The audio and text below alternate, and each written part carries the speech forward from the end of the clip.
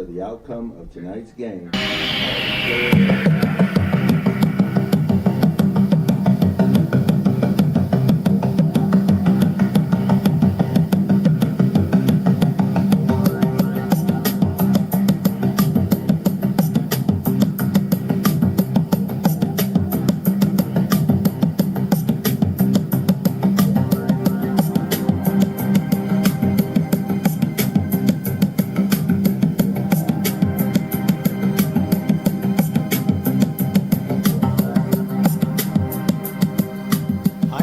Good Thursday evening to you. Welcome to VypeFortBend.com coverage of Fort Bend County High School football.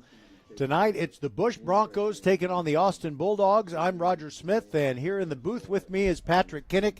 He's going to bring you the play-by-play of tonight's game. And Patrick, this is one of those games where Bush, which is looking for its first win, might have a chance to get it. You just think about what Austin's been through. They've been fantastic this year, but the last couple of weeks they've seen the playoff hopes sail off into the distance without them. What do you think? Well, I mean, when you're looking for that first victory, you just there's a lot of energy involved, and I think it's senior night or something. They were announcing the players, so a special night for the Bush Broncos. They want to get off the schneid, so to speak. We'll see if they can do it. All right, and the good thing for both teams, it's been a very bleak year for Bush, and it's been a fantastic year for Austin until we got to about mid-October when they just had too many losses to qualify for the playoffs.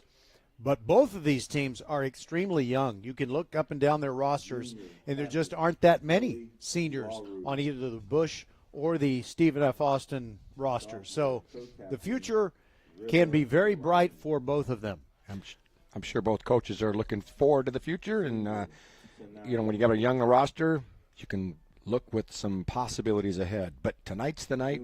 We'll see what happens tonight, huh?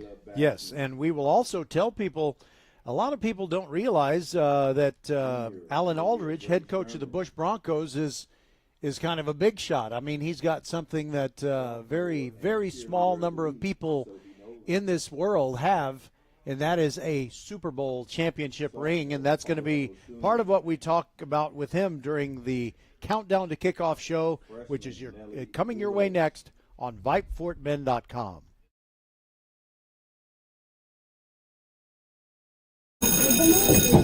Settle down, class. Colin, you're up.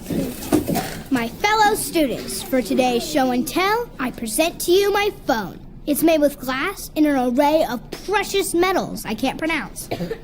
It's powered by Xfinity Mobile, so it's fast.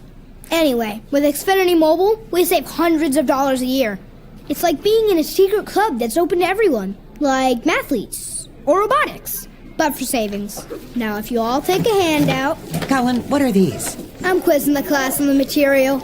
Now through December 21st, new customers can get a free line of unlimited mobile plus free text and calling to Mexico and Canada when you get 400 megabit Xfinity internet. It's all included for just $55 a month for 2 years with no annual contract and Wi-Fi equipment included. Call, click, or visit a store to switch today. Requires paperless bill and auto-pay with stored bank account. Restrictions apply. Taxes and fees extra. After promo, regular rates apply to internet service and Wi-Fi equipment. Xfinity Mobile requires Xfinity internet. Actual speeds vary and not guaranteed.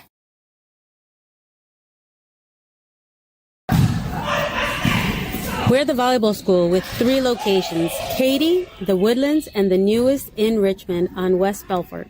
We have the best developmental volleyball program in Fort Bend. We have the high-level training you need to help you get on the top club and school teams and have fun while doing it. The Richmond facility is at 18120 West Belfort. Visit thevolleyballschool.com and come train with us.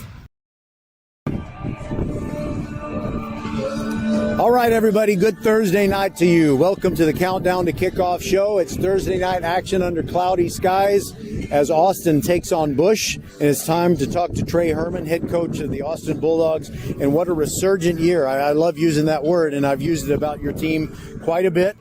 And I know you don't want your team to start thinking in past tense because maybe the playoff boat has sailed. But what has it been like practicing for this game tonight against Bush? Well, one of the things we've talked about is how much they have to play for. we're probably have the most wins in school history since 2014, and that's something to hang their hat on. And they have an opportunity to come out and compete and get more and add more to their total. So I think anytime you have an opportunity to compete, it's something to be excited about. And that's something we've been talking about is getting away from worrying so much about outcomes and being more concerned with being great in performance. And so, because sometimes you can perform terribly and get a good outcome. We don't want to focus on that. We just want to focus on our performance. All right, so you look over there at Bush, and they're one of those teams I know Coach Aldridge truly believes that better things are happening for them week by week. They're getting more experience, even if it hasn't shown up in the win-loss column. I know you just said that, outcomes are not necessarily the most important thing.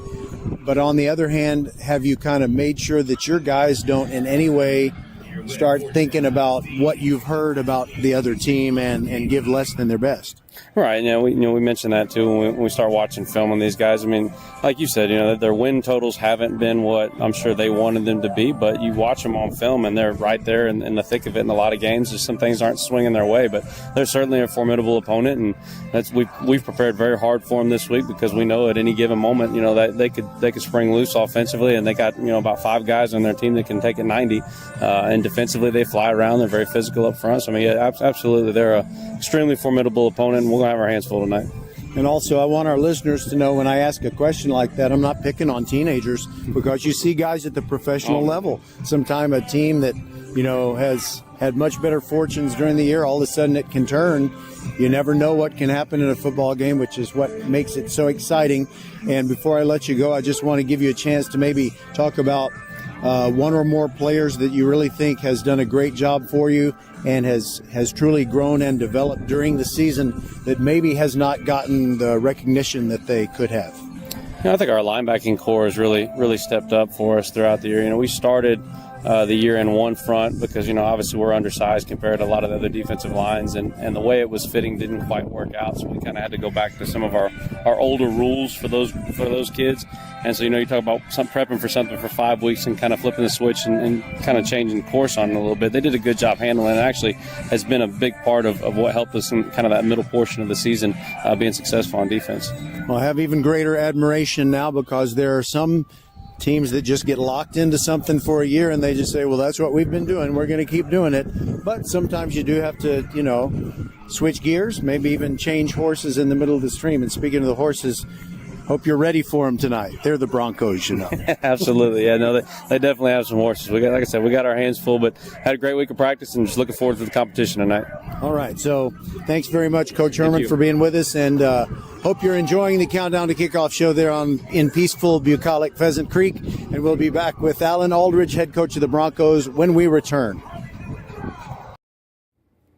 First Tire and Automotive puts you first. Family owned and operated for over 25 years, helping drivers in Sugar Land and Katy. Hit the road with confidence and save big. Clear vision ahead. Buy one wiper blade and get the second one free. Smooth riders, bigger savings. Get $100 off when you purchase and install 4 struts and shocks. Stay on the right path. Free alignment with the purchase of 4 selected tires, installation, and road hazard. Check out the website firsttireandauto.com for details and restrictions. Remember to book your appointment too. Get to one of First Tire and Automotive's 4 convenient locations in Sugar Land and Cinco Ranch. firsttireandauto.com. Hello, I'm Gary Horn with Horn Solutions. We agree with energy analysts that the energy market has stabilized. We anticipate significant merger and acquisition activity. Good resources are scarce. Horn Solutions is positioned to assist you in accounting, finance, IT, and supply chain. Our staff can assist you with outsourcing, or we can supply you with resources to join your staff. Visit hornsolutions.net for details. Gary Horn is a highly successful businessman who has made a huge impact in people's lives, and he loves what he does for a living. That's a big reason why Gary Horn and Horn Solutions support Get a Great Gig.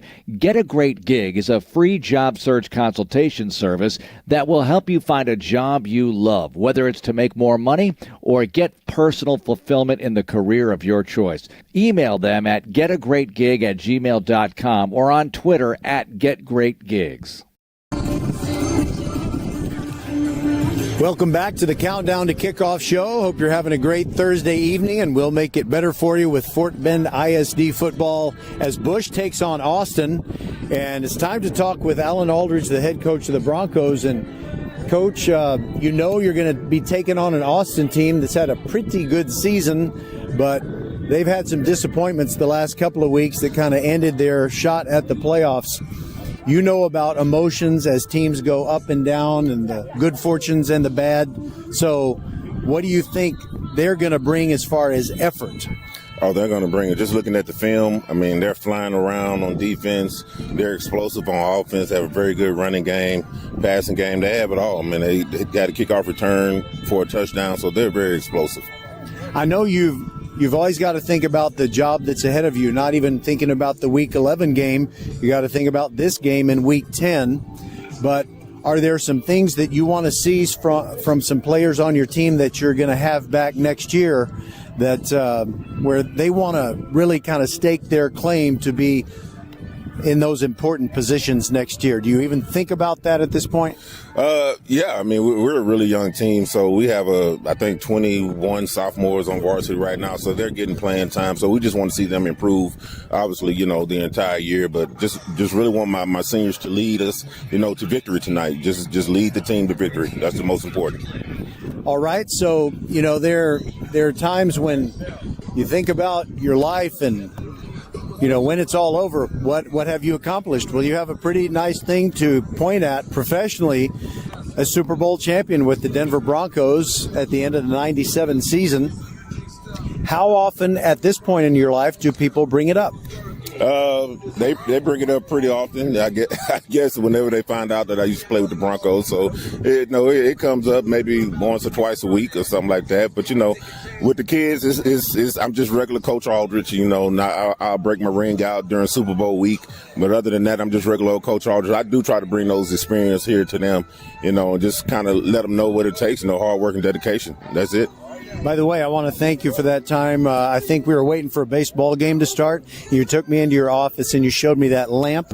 And I'm sure you have some other commemorative things that remind you of that great accomplishment. Is there anything else that you have, a material thing that you can look at or display other than your ring that's something special? I have my jersey. I have my jersey, my backup jersey. I have my shoes, my shoes from Reebok. Those are priceless. I mean, they were like socks, but they have the Super Bowl 32 emblem on it, and those are very special. But I have a lot of things from that time, and I cherish them.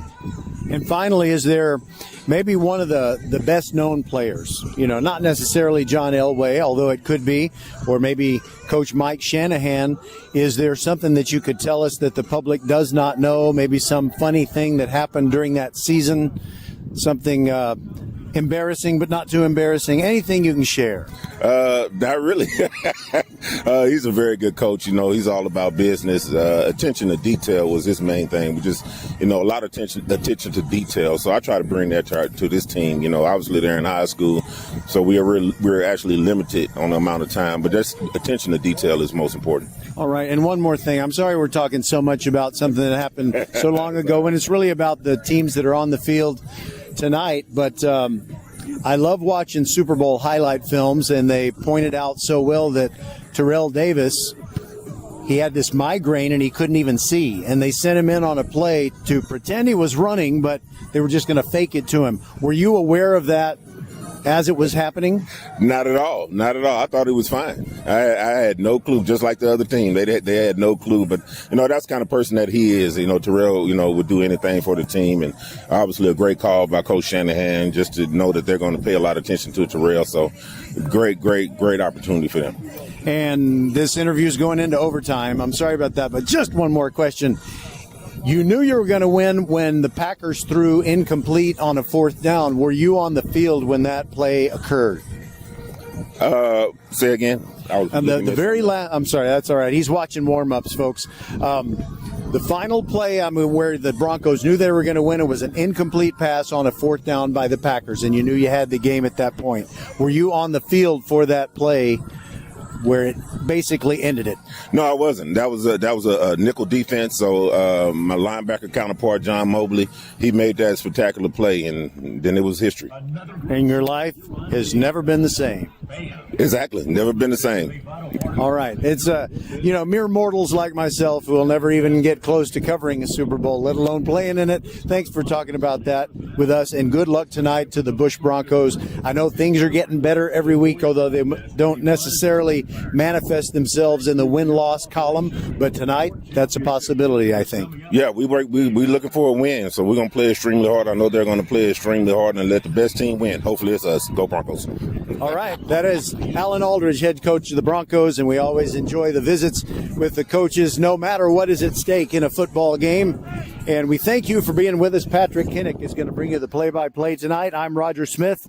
Our coverage is brought to you by Archer Volkswagen, Xfinity, First Tire and Automotive. And also, we want to mention that the Volleyball School presents our volleyball coverage, and playoffs are going to start next week on Monday, and we'll have a match for you. And it seems for some reason, because I don't know, I guess I didn't know that Halloween was that big of a deal for teenagers, and maybe it's not, but for whatever reason, there are no meaningful volleyball matches taking place on Tuesday, which is Halloween night. We're going to have a game for you on Monday, or a match for you, rather. Okay, that's it. I think I've talked long enough. The Countdown to Kickoff show is over. Bush and Austin coming your way on VypeFortBend.com. Always and forever your broadcast home for Fort Bend County sports. Archer Volkswagen showroom is open, and our team's excited to help you. Visit our sales department Monday through Saturday from 9 a.m. to 9 p.m. Or bring your car in for service from 7 a.m. to 7 p.m. Monday through Friday, and Saturdays from 9 a.m. to 2 p.m. We're closed on Sundays to rest and recharge with our families, so we can serve you well through the week. We hope to see you soon. All right, welcome back in. We're just ready to begin this game. Everything timed out so perfectly. The Bush Broncos will receive at the north end of Mercer Stadium, and here with the play-by-play is Patrick Kinnick. Well, welcome to the game, everyone. It's Mercer Stadium, Thursday night football here, and Roger Smith, as usual, does a great job at the pregame. Hope you enjoyed those interviews, especially some reminiscing of Super Bowl, was it 32? Yes, it was. Super Bowl 32. 2 years after the last time the Cowboys were in the Super Bowl. Jeez. But just want to point that out, huh? Disappointing for you because you like the Packers. I know. And the Broncos beat the Packers that day. I don't really want to talk about that. But Antoine Akins is deep, along with Michael Richard, or is it Richard? Richard. It's Richard. Just like James Rodney Richard. And they're deep for the Broncos. And what are the Broncos wearing in terms of uniforms tonight, Roger? I'm glad you asked that question. They're wearing the navy blue home jerseys and pants, the white helmets that have the Bush logo on the side, and big old white numbers that we can see easily. Yes. Sosha has got it teed up for the Bulldogs. He's going to kick it with the wind behind him.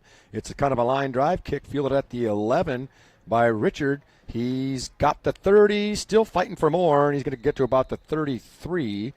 And I want to make sure that was Richard. It may have been, let me see the number here. Yep, let's see. I think it was Richard. Nope, it was not. It was Akins. Antoine Akins. He did a good job, though. He just got the kick and just went up the field instead of dancing around there, and he got to the 34-yard line. You know what he forgot, though? He was between the sideline and the numbers on the far side, and he ran past the near hash marks before he remembered to turn around and throw the ball back to someone so we can use that ball. He wanted to bring the ball with him to the sideline, I guess. Here's the quarterback, Thornton. Brody Thornton is going to be the tall, 6'4", 185-pound quarterback. Hands it off, right side. Ball comes loose on the first play. Who's got it? There's a pile up at the 45. Both teams pointing their directions. And let's see what the referee says. That's the main decision maker there. That ball squirted out of the hands of Edwards, and it's going to be Bush ball. They hung in there and got it, and they ended up going to get a first down on the play. And I don't know who the guy in the bottom of the pile is, but they still haven't gotten up yet. There's 2 guys still on the ground. The decision's been made, boys. You can let go. Big number 78, Dante Williams, offensive lineman, got on that ball for the Bush Broncos and saved possession. For the Broncos. As Edwards comes squirting out of that run play, and the ball came just torpedoing out. And he went about 7-8 yards upfield. Broncos got it, and they got a first down out of it. Here's a handoff. It's Edwards again, and this time he's got both hands around the ball. Caleb Edwards able to pick up 3 yards on the play. And Broncos start off with favorable yardage on the first 2 plays of the game. Looking for their first win of the season, and they're hungry. And I believe it's senior night tonight. We've got had a lot of pregame festivities, and they got some energy trying to get this first win. Now, linebacker Coleman Hammond made that last tackle. He's been out with an injury for a while. Good to have him back. Here's Edwards on a little cross buck action in the backfield. He's got plenty of yardage. He's inside Austin territory. He's going to get a first down on that carry of about 8 yards. All the way to the 44-yard line. And, Roger, what do you think of when you think of first downs? I think of First Tire and Automotive. You should check them out. You might have to share a little story later on about another experience, another positive experience with First Tire and Auto. We don't have a halftime guest. I don't know if I want to share the story, though. You could at least share part of it, the part where First Tire and Auto helped you out a little bit, got that tire back in shape, and here's a shotgun snap. Again, this time we have a new runner. It's number 2, and he's not going to get back to the line of scrimmage. It's Hall, Keelan Hall. Unfortunately for him, unable to get to the line of scrimmage. And Lamar Jackson, the senior linebacker, defensive lineman, in on a tackle there for a 2-yard loss. You did that very well. If I was announcing, I might have made the mistake. 4-year man out of the University of Louisville, Lamar Jackson. Yeah, formerly and also of the what did they call that with Chris Berman? He was on that show for a long time. Sports Center? It was a football, more of a Sunday football. Him and Berman. I don't know what they called that show anymore. You're talking about Tom Jackson. Oh, I was thinking of Tom Jackson. Yeah, okay, my bad. Fake handoff, pass up the middle, and it looked like there was some contact, but no call. A lot of the Bush players, or a couple of them, were making that throw the flag motion. What would you describe that? They're coming from the hip and throwing their hands in the air as if throw the flag. I don't know how you describe that. If you didn't hear, why does that guy do that? If you didn't hear, it's third down. Oh, 3rd and 12. Yeah, first down maybe. Who cares if it's third down? Yeah. Anyway, close to 13, about 12.5 yards for the first down. Bush Broncos had that a couple of first downs, one on a fumble recovery, and then another nice run, a couple of nice runs, and now it's a couple of negative plays, making it 3rd and 13. Thornton has the snap. He's going to have an inside handoff, little misdirection handoff on 3rd and 13, and Edwards, I believe it is, has almost the original line of scrimmage in this particular down series. They did not get the first down, about 11 yards shy, or make that about 9 yards shy, and they're going to punt on their first possession.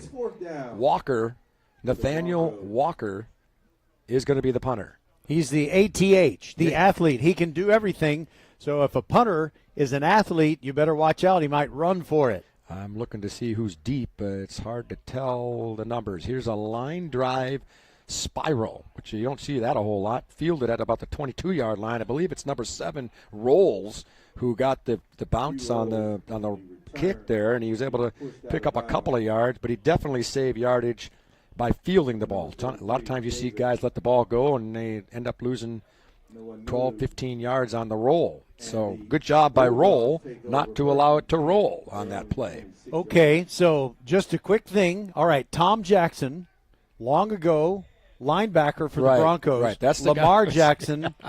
But I think they might have both gone to Louisville. I'm not sure about that. Here's a handoff for the Bulldogs. It's Bishop, and he's not going anywhere. I think he's right at the line of scrimmage. Quarterback for the Bulldogs is Colin Herman. Number 9, the sophomore quarterback for the Austin Bulldogs and the son of head football coach Trey Herman. You heard him earlier in the pregame show when Roger had a discussion with him. Here's Herman back to pass, and now he finds a gaping hole. 30, 35, 40, 45, 50, and he's run out of bounds right around the 40-yard line of the Broncos. Did that open up or what, Roger? There was no contain on that side as well. I was about to say, I'm thinking, what could you have driven through that hole? And I'm kind of thinking about it was a couple of tanks. Herman has the handoff now, and it's going to be another loss of yardage. Nice defensive play, and I'm trying to find the guy, number 10 was the first guy, and you're going to have to help me with the pronunciation on number 10 there. McBride. Ndukwe. He was there first, and then a couple other guys helped him out for a 3-yard loss. And the running game, except for that quarterback run from Herman, the running game early is kind of been squelched by the Broncos versus the Bulldogs here. Here's Herman back to pass, looking to his right. Now back to the middle of the field. He's got a man open, and he's got a completion. That is Kress. Mason Kress. You'll probably hear his name a few times tonight. Nice delivery that time from Herman, the left-hander. Had Kress coming across the middle. They mark it at the 36. And once again, you heard it's 3rd down and 6 now from the 36-yard line of the Broncos. And the Bulldogs come to the line of scrimmage. They look to the sidelines for their signals. Got 3 receivers and a slot man to the right, and one man to the left of Herman. Claps his hands, rolls to his right, and it's going to be a little screen pass. It's not going to get a first down. That's Bishop on the reception. He waited for his blocks, but they weren't quite there, and he ran as far as he could. He only able to pick up about 2. Roger, this is clearly 4-down territory, yes? Yeah, they're not running the kicker out there. It's 4th and 4 from the 34-yard line of the Broncos. Herman trying to get some guys to jump off sides. Somebody moved on the right side. Big number 78, Basari. And he got flagged for it. I could see it from up here, and if I can see it, that's going to happen. By the way, the man across from him for Bush, Saeed Joseph, did move a little bit. He kind of lunged forward, but he pulled back and reestablished his stance. Number 9 on the detail. Oh, all right. So they caught Joseph doing that. I feel like, I saw the motion by the defense there, but I didn't think he really went into the neutral zone. And the flag didn't come right away. The flag didn't come until after. Now, is there an amount of time that you can do that? And you know what I'm saying? I got to plead ignorance here. I've never seen the rule. I don't know why that should be a penalty against the defense if you get back. I agree with that. Bishop has the handoff. The handoff seemed to be a bit high. And he was able to, now are they still tackling him down there? There's a blocker and a defender. Oh, my goodness. That was Bishop. He must have got up or something, and then the defender tackled him again. He tried to get himself 3 extra yards, and they said, no, you were down. Yeah. Back at the 28. For a gain of 1. Now a bit of a full house backfield this time. Direct snap. Bishop's got it. Left side, and he's going to run into a lot of traffic. But he did pick up 4. And it'll be a 3rd down and 5 situation now for the Bulldogs. 5.5 to play here in the first quarter. Bush had the ball first. They got a couple of first downs, punted. And now the Bulldogs have taken it all away from, I believe, the 22-yard line into Bush territory, the 24. Here's the snap. Herman rolls to his left, looks downfield. He's got a man open, and it's caught. Down there, that's Kress again. He has a way of getting open, and he's open at the 12-yard line, and then he just stepped out of bounds and said, I got a first down. I feel good about that. 1st and 10 at the 12. Nice pass by Herman to his man, Kress. Now he waits for the snap.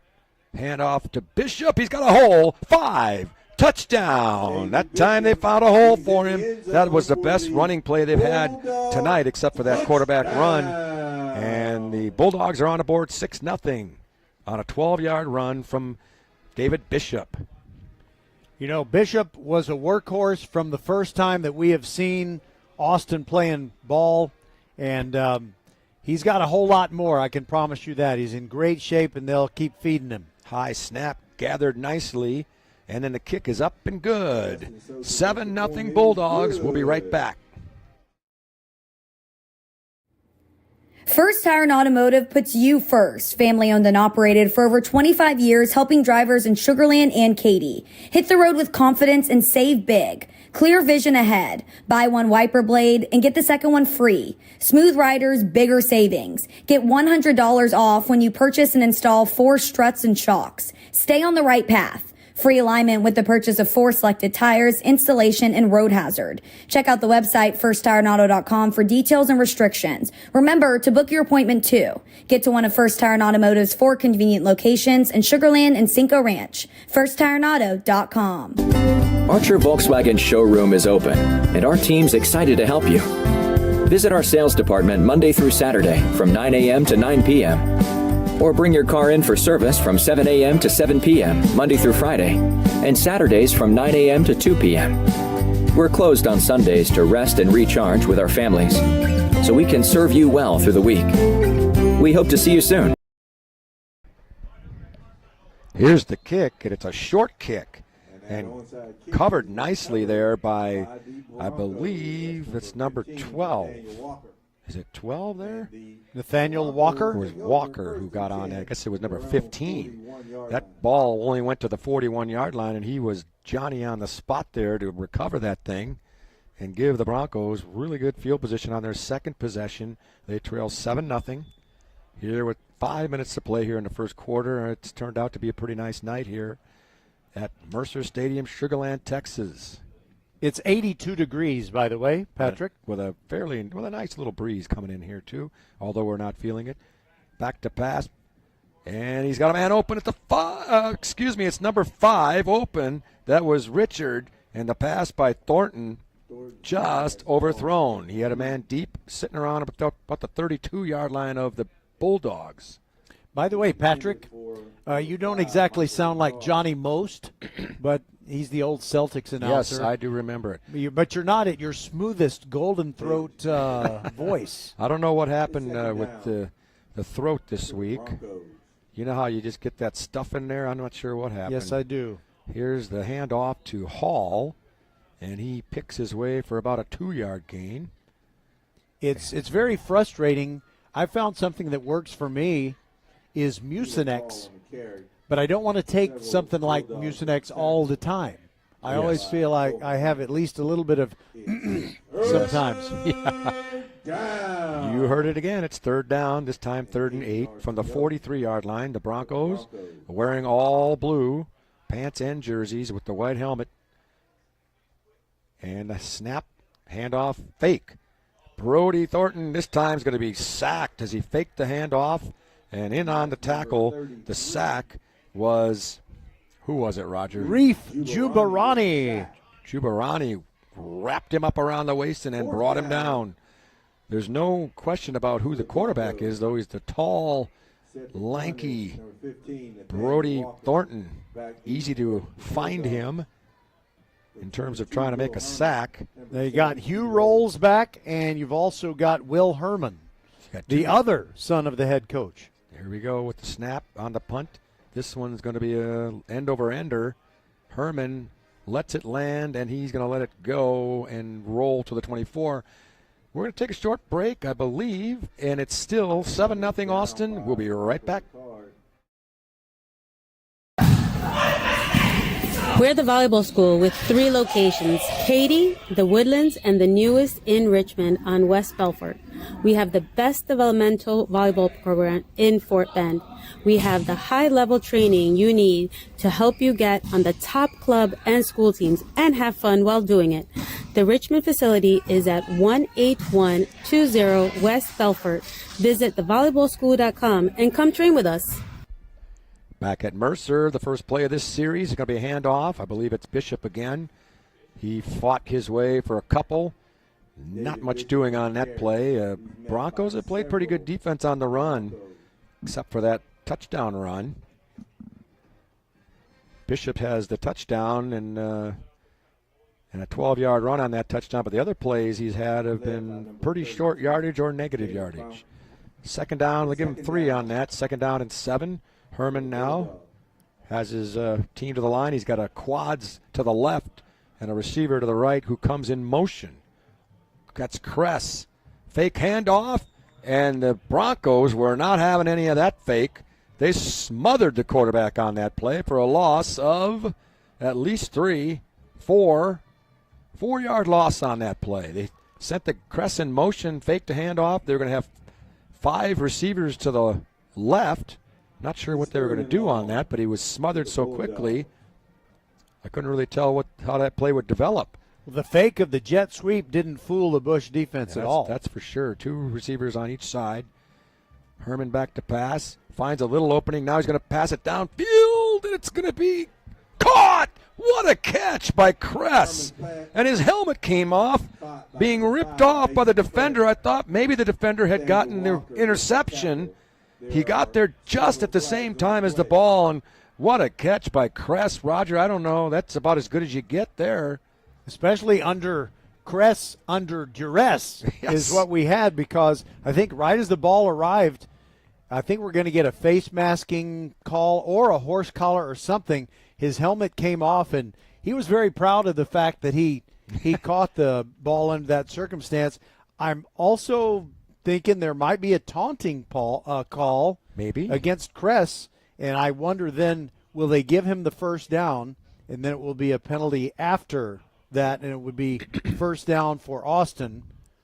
Well, they're talking about it, and you're right. He did take that little look, that little taunt-type look at the defender there, as if to say, I caught it.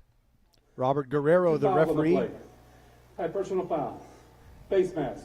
Number 15 of the defense. After the play. Taunting? Number We're playing 5 charades. Of the offense, unsportsmanlike conduct. That's its first unsportsmanlike conduct. Next one will result in disqualification. Okay, so we didn't turn him up in time, but at first he said 2 fouls on the play, and then you heard the rest of what he said, so I guess it kind of offsets, and they move the sticks. It's a first down. Think of First Tire and Automotive for all your car care needs. Check them out at firsttireandauto.com. They've got it at the 47. So the penalties just basically offset. The play just stays where it is. Herman's got it. Hand off.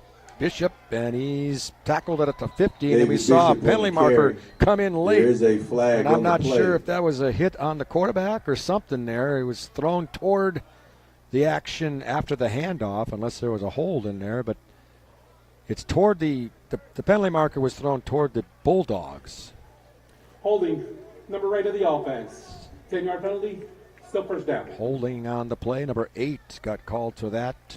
Titus Anasti. Anasti, just the way it looks, right, Roger? Anasti. What if you remember that gymnast Nastya Lukin? What if she married his big brother and she was Nastya Anasti? Yeah, that'd be a tough one. 1st and 20 for the Bulldogs. She'd probably enjoy listening to Janet Jackson. Here's the handoff to Bishop, trying to find some room to the right side and not finding much. He's going to get 2 on that carry. David Bishop on the carry. So far, the Bulldogs have been really good on 3rd down. That's been the saving grace for them on their first 2 drives. Now timeout on the floor. On the floor. I'm thinking basketball already, Roger. Timeout on the field. Bulldogs want to talk about it here on 2nd and 18. Short break. Bulldogs 7, Broncos nothing. Settle down, class. Colin, you're up. My fellow students, for today's show and tell, I present to you my phone. It's made with glass and an array of precious metals I can't pronounce. It's powered by Xfinity Mobile, so it's fast. Anyway, with Xfinity Mobile, we save hundreds of dollars a year. It's like being in a secret club that's open to everyone, like mathletes or robotics, but for savings. Now, if you all take a handout. Colin, what are these? I'm quizzing the class on the material. Now through December 21st, new customers can get a free line of unlimited mobile plus free text and calling to Mexico and Canada when you get 400 megabit Xfinity internet. It's all included for just $55 a month for 2 years with no annual contract and Wi-Fi equipment included. Call, click, or visit a store to switch today. Requires paperless billing and auto pay with stored bank account. Restrictions apply. Taxes and fees extra. After promo, regular rates apply to internet service and Wi-Fi equipment. Xfinity Mobile requires Xfinity internet. Actual speeds vary and not guaranteed. All right, we are back. Second and long. That means 2nd and 18 for the Bulldogs. 2 receivers to the right, 1 to the left.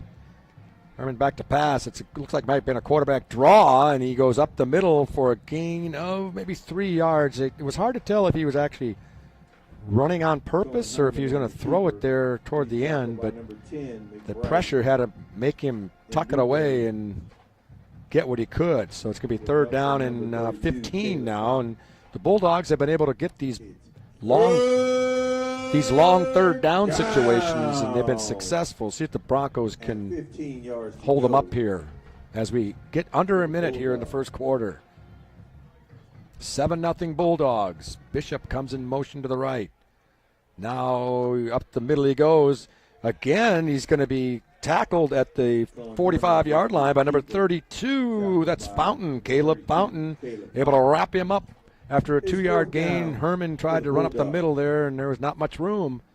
4th down and 13 for the Bulldogs, and now the clock is under 30 seconds. They might be waiting for the quarter to make a final decision.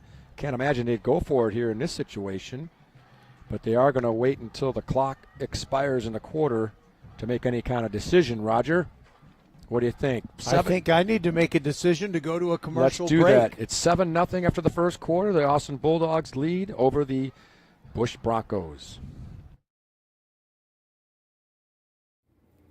First Tire and Automotive puts you first. Family owned and operated for over 25 years, helping drivers in Sugar Land and Katy. Hit the road with confidence and save big. Clear vision ahead. Buy one wiper blade and get the second one free. Smooth riders, bigger savings. Get $100 off when you purchase and install 4 struts and shocks. Stay on the right path. Free alignment with the purchase of 4 selected tires, installation, and road hazard. Check out the website firsttireandauto.com for details and restrictions. Remember to book your appointment too. Get to one of First Tire and Automotive's 4 convenient locations in Sugar Land and Cinco Ranch. firsttireandauto.com. Archer Volkswagen showroom is open, and our team's excited to help you. Visit our sales department Monday through Saturday from 9 a.m. to 9 p.m. Or bring your car in for service from 7 a.m. to 7 p.m. Monday through Friday, and Saturdays from 9 a.m. to 2 p.m. We're closed on Sundays to rest and recharge with our families, so we can serve you well through the week. We hope to see you soon. Well, we're back here at Mercer Stadium. The Bulldogs will punt from their own 45-yard line on 4th and 13. It looks like Hampton Phillips is the kicker. I don't know if I read that number right. Deep for the Broncos, I see a 0 or something. I can't tell the number. I think it's McBride, and no, it can't be McBride and Dukeway. It wouldn't be him. It might be 13. Let's see, no 13 there. Here's the kick. It's a wobbler, and it's going to land in Bush's favor. Deep there was number 30. That was Kebe. Not sure if I said that right or not. Kebe? Kebe sounds good. He that ball was so far away from him, he was about 25, 30 yards away from that ball. It just didn't. You mean past it? Well, no, he was short of him. And the return man. The return man couldn't get to it. Right, he was so far away. And well, it was a 13-yard punt, and they'll take it. I mean, he'd rather have that, I think, unless it's going to be a kick return. And here are the Broncos now with their, I believe, 3rd possession. Snap, handoff, little room to the left side. And it's going to be a good gain. That might be a late hit. Boy, it looked like it was a late hit there. I don't know why there's not a penalty marker there, as Keelan Hall found a lot of room to the left. I swear he was 2-3 yards out of bounds when he took a punishment. That's like watching 1960s NFL films when they let that stuff go all the time. And they let the linemen swat the helmets of the offensive linemen. Remember those? The head slaps and all that kind of stuff. Here's the, let's see, handoff and that's not going to go very far. It's going to be short of a first down. As Thornton handed it off to Hall again. This time he didn't find much room. 3rd down and 3. Broncos in desperate need of a first down here. They trail only by 7. But they'd like to get the equalizer here with 10 minutes and 50 seconds to play here in the first half. We're in the second quarter. Thornton waiting for the snap. Hands it off. Nope, fake handoff. Pass to the right. He's got a man open, but he's going to be short of the first down, and a really nice tackle there by Davis. What a tackle. And, you know, you got to admire the courage of Anthony Poe. Yeah. He's the one that caught it. He knew he was about to get slobber knockered, but he hung on. He hung on. He hung on. I forgot my verb tense. Sorry. It looked like he might be able to spin for that first down, but it was a really solid, strong tackle by Jawan Davis. And Bush winless. Why not? 4th and 1. They're going. 4th down and 1 at the 49-yard line. It's going to be a handoff. First down and more. 45-40 inside the 40. Nice run there by Edwards. That was decisive there, and they got the edge. And he was able to get that first down, Roger. That's a first down. Think of First Tire and Automotive for all your car care needs. Check them out at firsttireandauto.com. 36-yard line. That was a 13-yard gain for the Broncos. I turned the guy down that time. So you could talk. Broncos now inside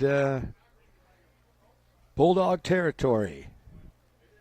Been a pretty good game so far. Both teams competitive, and the score shows it 7-0 as far as competitiveness and closeness. Here's Thornton getting the snap, looking to the right, up the middle with a pass, and it was incomplete.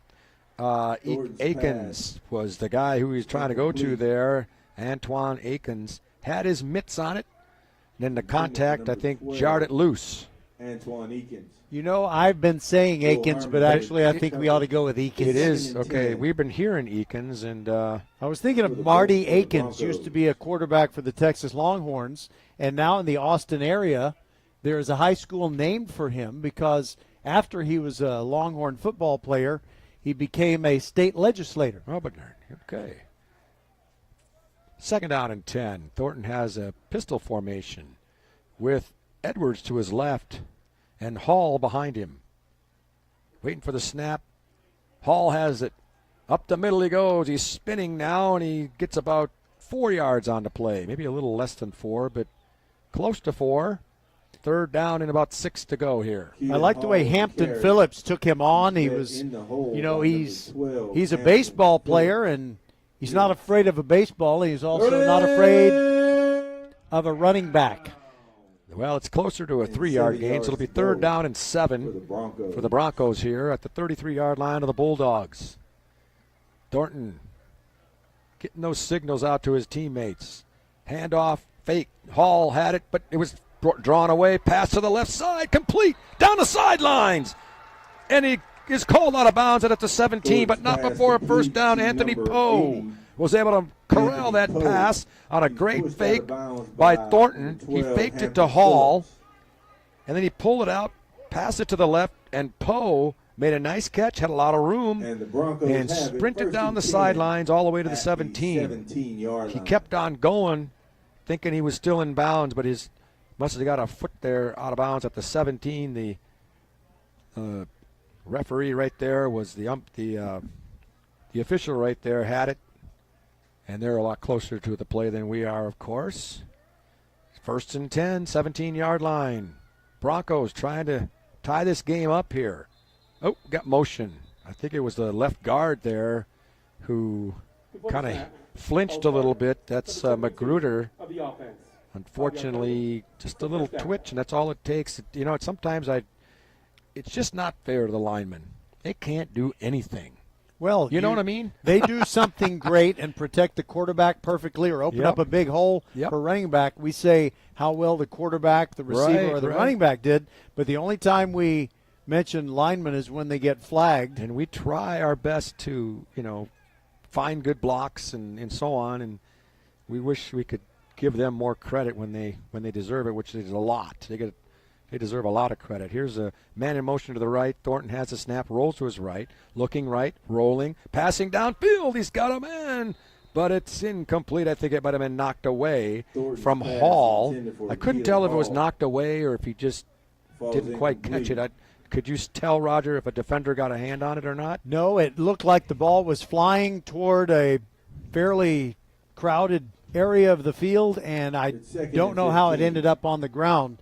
That is one thing that when we go to Hall Stadium, the newly installed lights definitely make it easier to see exactly what happened on a play like that. 3rd and 15 now. Tough situation. Thornton draws a man in motion to the right again. And he's going to hand it off to Edwards. Right side, 20, 15, 10. He's still on his feet. 5, touchdown. Number 8. Hey, what a run by Caleb Edwards. I think they surprised him with a running play. And he was able to get through the initial line, and then he really plowed his way, and with determination on that last 7 to 8 yards, he got all the way to the end zone. What a run there by Edwards. It's a 22-yard touchdown run, and we're just a point away from a tie ball game here. Castillo is ready to kick it. The extra point. And let's see, the snap is pretty good. Placement down, the kick is up, but it's good. We have a 7-7 tie here with 8:28 to play here in the first half. Roger, you're going to summarize that drive? Bulldogs 7. I'll wait my turn. Bush Broncos 7. That Archer Volkswagen touchdown scoring drive consumed 3 minutes, 25 seconds. The Broncos needed 9 plays, and they capped it off with a 22-yard run by Caleb Edwards. This drive started at their own 42, so they moved the ball down the field 58 yards. It is tied up 7-all, and we'll be right back. Archer Volkswagen showroom is open, and our team's excited to help you. Visit our sales department Monday through Saturday from 9 a.m. to 9 p.m. Or bring your car in for service from 7 a.m. to 7 p.m. Monday through Friday, and Saturdays from 9 a.m. to 2 p.m. We're closed on Sundays to rest and recharge with our families, so we can serve you well through the week. We hope to see you soon. Tomorrow night, we'll have Friday night football for you. It'll come from Traylor Stadium, the home of Lamar Consolidated ISD football. And the number 5 ranked Fulshear Chargers, they're in that position in Class 5A Division I. They're going to be taking on Manville. So it's kind of a meet the new boss. And Fulshear hopes it's not same as the old boss, because Manville had so many great teams. In fact, they tormented the Travis Tigers year after year after year. They could not beat Manville in the playoffs. But it is Fulshear that has it rolling. They are 8-0. It ought to be an exciting game, Roger. It's be one of our favorite spots to broadcast. Here's Castillo's kick. It's going to be Herman fielding it at the 8. Runs to his left. Now up the middle. 20, 25, still running. And he runs into some tacklers right around the 30-yard line. Pretty good return there. They're going to get decent field position, 30-yard line. And clean, no flags. No flags. That's a good point, Roger. The only flags we've had, we've had a couple of motion penalties. One motion penalty, offside. Then we had that situation where we had offsetting penalties on a face mask and the taunting penalty. And by the way, I know it'll be a treat for our listeners out there on November the 4th, the final Saturday of the regular season, when you and Kovo will be bringing them a football game. That'll be exciting. It's going to be from here, Mercer Stadium, I believe. Here's a handoff. No, a straight run. Herman, he's going to get close to a first down. He just got the snap and went off tackle left, and he was able to get 9-10 yards. It's going to be a first down. Cohen Herman. And now they're quick to the line again. Handoff. It looks like it's Bishop, and he is stonewalled there at about the 42 for a 2-yard gain. Bishop, outside of that touchdown run, he's been pretty well contained. Fountain in again on the tackle. We've mentioned him a time or two tonight. It'll be 2nd down and 8 now. The clock runs 7.5 to play here in the first half. 7-7, Broncos and Bulldogs. Herman, left-hander, back to pass. Now steps up out of the pocket, looking downfield again, and he's got a man open. It's Kress. Actually, he wasn't that open. He just put it in there where only Kress could get it, and his solid hands were able to corral it in there. It's 3rd down and 1 now for the Bulldogs at their own 49-yard line. Down. Would you say Kress is a go-to guy for Herman on this offense? He likes to here's the Philadelphia Eagle push, and they're not going to get the first down as the scrum continues. Did they ever blow the whistle, Roger? They didn't, and then the scrum kind of moved backward and sideways and then forward. They're marking him. Well, let's see. They're marking him short, Roger. He's short. Yeah. His initial surge, or the initial surge, took him a half yard, and then they, as Roger said, they pushed him back. And by that time, it looked like I guess the whistle had blown. Well, I've heard some sportscasters around the country in college football games calling that play the tush push. Yes, I've heard that. And they did not push Cohen Herman enough. Bush was pushing back. Now they're a half yard short of the first down, and it's a shotgun formation. Oh, they're going to snap it to the guy who comes in motion underneath the center, and I believe now is the ball loose? There's some scrambling going on. What do we got here? Well, boy, oh boy. I think Austin recovered it, but I don't think they recovered it past the line to gain. Well, I think it was a nasty who came in motion, ended his motion behind the center, took the snap. They're marking it short, Roger. And what a play by what a defensive stand by the Broncos there. And he is short. They had 3rd and 1, then 4th and a half, and they did not get the first down. That's pretty tough defense. At the Bulldog 49. And if you're the offense, you're saying, come on, we got to be able to get that. But give credit to the Broncos there. Well, they kind of, I guess Austin maybe just got a little bit too cute. You know, you kind of run someone in motion right behind the center, and then he stops immediately, shoves his hands under there, and takes the snap. And it, by the way the running back and Herman reacted behind that, it looked like the ball never got into his hands. I'll bet you that's what it was, because the ball was squirting around to the left there, and maybe that was, like you said, you just might. Why don't you just get the quarterback there and just go do another sneak? Hindsight's 20/20. Brody Thornton has the snap, fakes the handoff. He's got a man to the left side, complete, still going, and he's going to get close to a first down. That's Richard. Michael Richard came in. I don't know what you call that pass pattern. He comes off the line, then toward the quarterback, and he's only about 2 yards off the line of scrimmage. What do you call that? I call that a stop and slide. It's a stop route, but then you slide a little bit closer to where the quarterback is. They don't call that like a slit screen or something, or I don't know. I didn't really see any lead blockers there, but he was able to break the first tackling line there, and he was able to get 9 yards, 1st and 10 at the 40. I really think that receiver was lined up offside. Here's a long pass downfield, and it's incomplete. That was Richard, who I thought had his head offside on the alignment there, but the lineman right down there on the field didn't call anything. So it's 3rd down. It's really less than a yard. We'll call it a yard, but it's maybe 3/4 of a yard to go.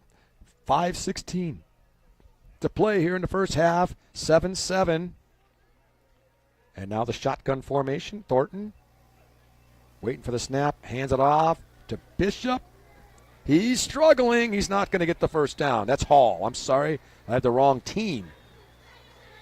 Keelan Hall could not get the first down. He got to basically the line of scrimmage. Here's another 4th down and short situation. Hall with the carry. So they've had the Broncos have had 2 short, 3rd and short, 2nd and short. They didn't get either one of them, and now they're 4th and short. And Roger, a pet peeve of mine is when you're going for a 4th and half a yard or so, you go from the shotgun. I just don't understand that. Here's the snap, shotgun snap. Edwards is not going to get the first down, and I rest my case. He's about 2 yards short of the first down. He lost a yard.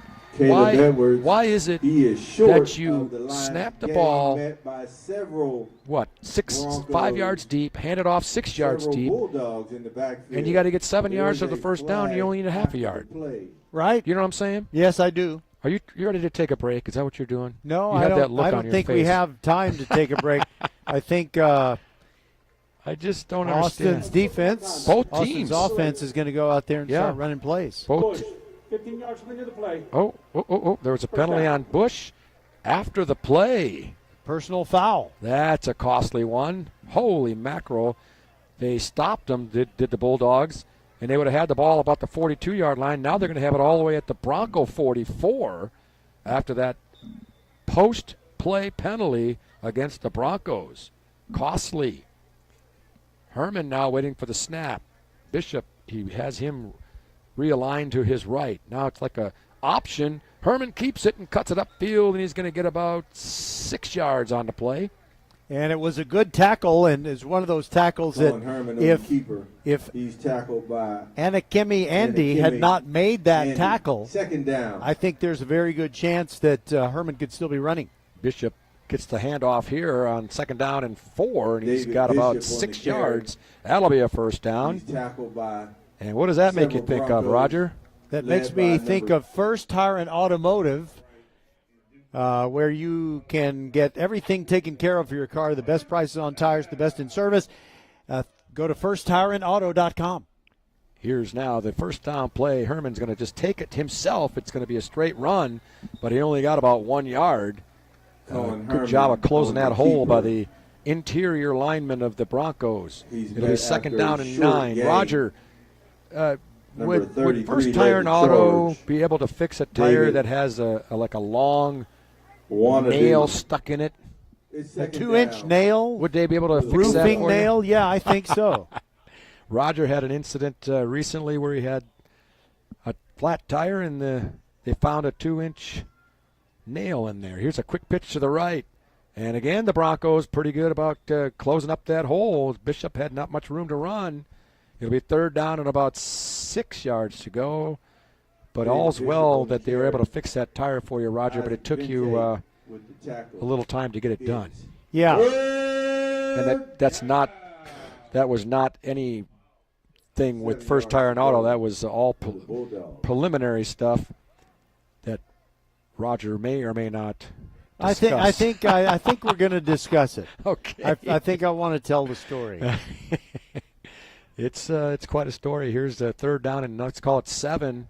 Herman back to pass. Left-hander, he hit the receiver, and then it hit the defender, and then it kind of popped in the air, and the defender there was looking for the ball. That was Andy, and I'm just going to call him Andy. Good idea. And he couldn't find it, but he was right there on the defensive play there, right in the hip pocket of the receiver. Now it's 4th down for the Bulldogs, 7 yards to go. They're sitting at the 29-yard line of the Broncos. It looks like they're going to go for it here. Otherwise, it would be about a 46-yard field goal attempt into a slight wind. 4th down, they got trips to the left. Back in the backfield with him. He rolls to his left.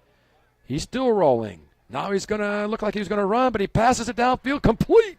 And who is that? Is that Bishop? Wyatt. No, it's Wyatt. Herman's pass complete. Roland That's Wyatt number 1, came out of the Wyatt. wherever. He must have been in that trips on the left side. First down. Unless he came out of the backfield on that, but he was open, and it looked like Herman was almost over that line of scrimmage, Roger. He was pretty close. I think he was beyond the sideline. I think he kind of jumped past the boundary, but he hadn't hit the ground yet, and he flipped it ahead. It was a great play on his part. Here's a handoff. Bishop, I believe.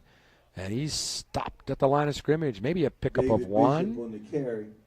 I tell you what, the Broncos have been pretty stingy on the running game for the Bulldogs. As we approach the 2-minute mark of the second quarter, as we get close to halftime, and I know, Roger, I know you have a wonderful halftime planned for tonight. Not as much as I normally have.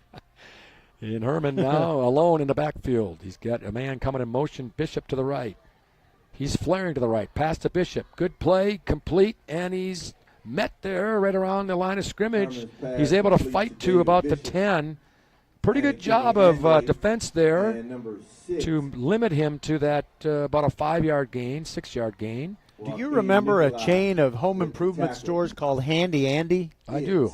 Okay, well, I'm going to start calling Down. Anna Kimmy Andy Handy Andy. He's just in on a lot of plays. He got part of that tackle. He's done a great job. 3rd and 4 now from the 9. And you got a kind of a stack to the right. And the ball's on the ground. Who's got it?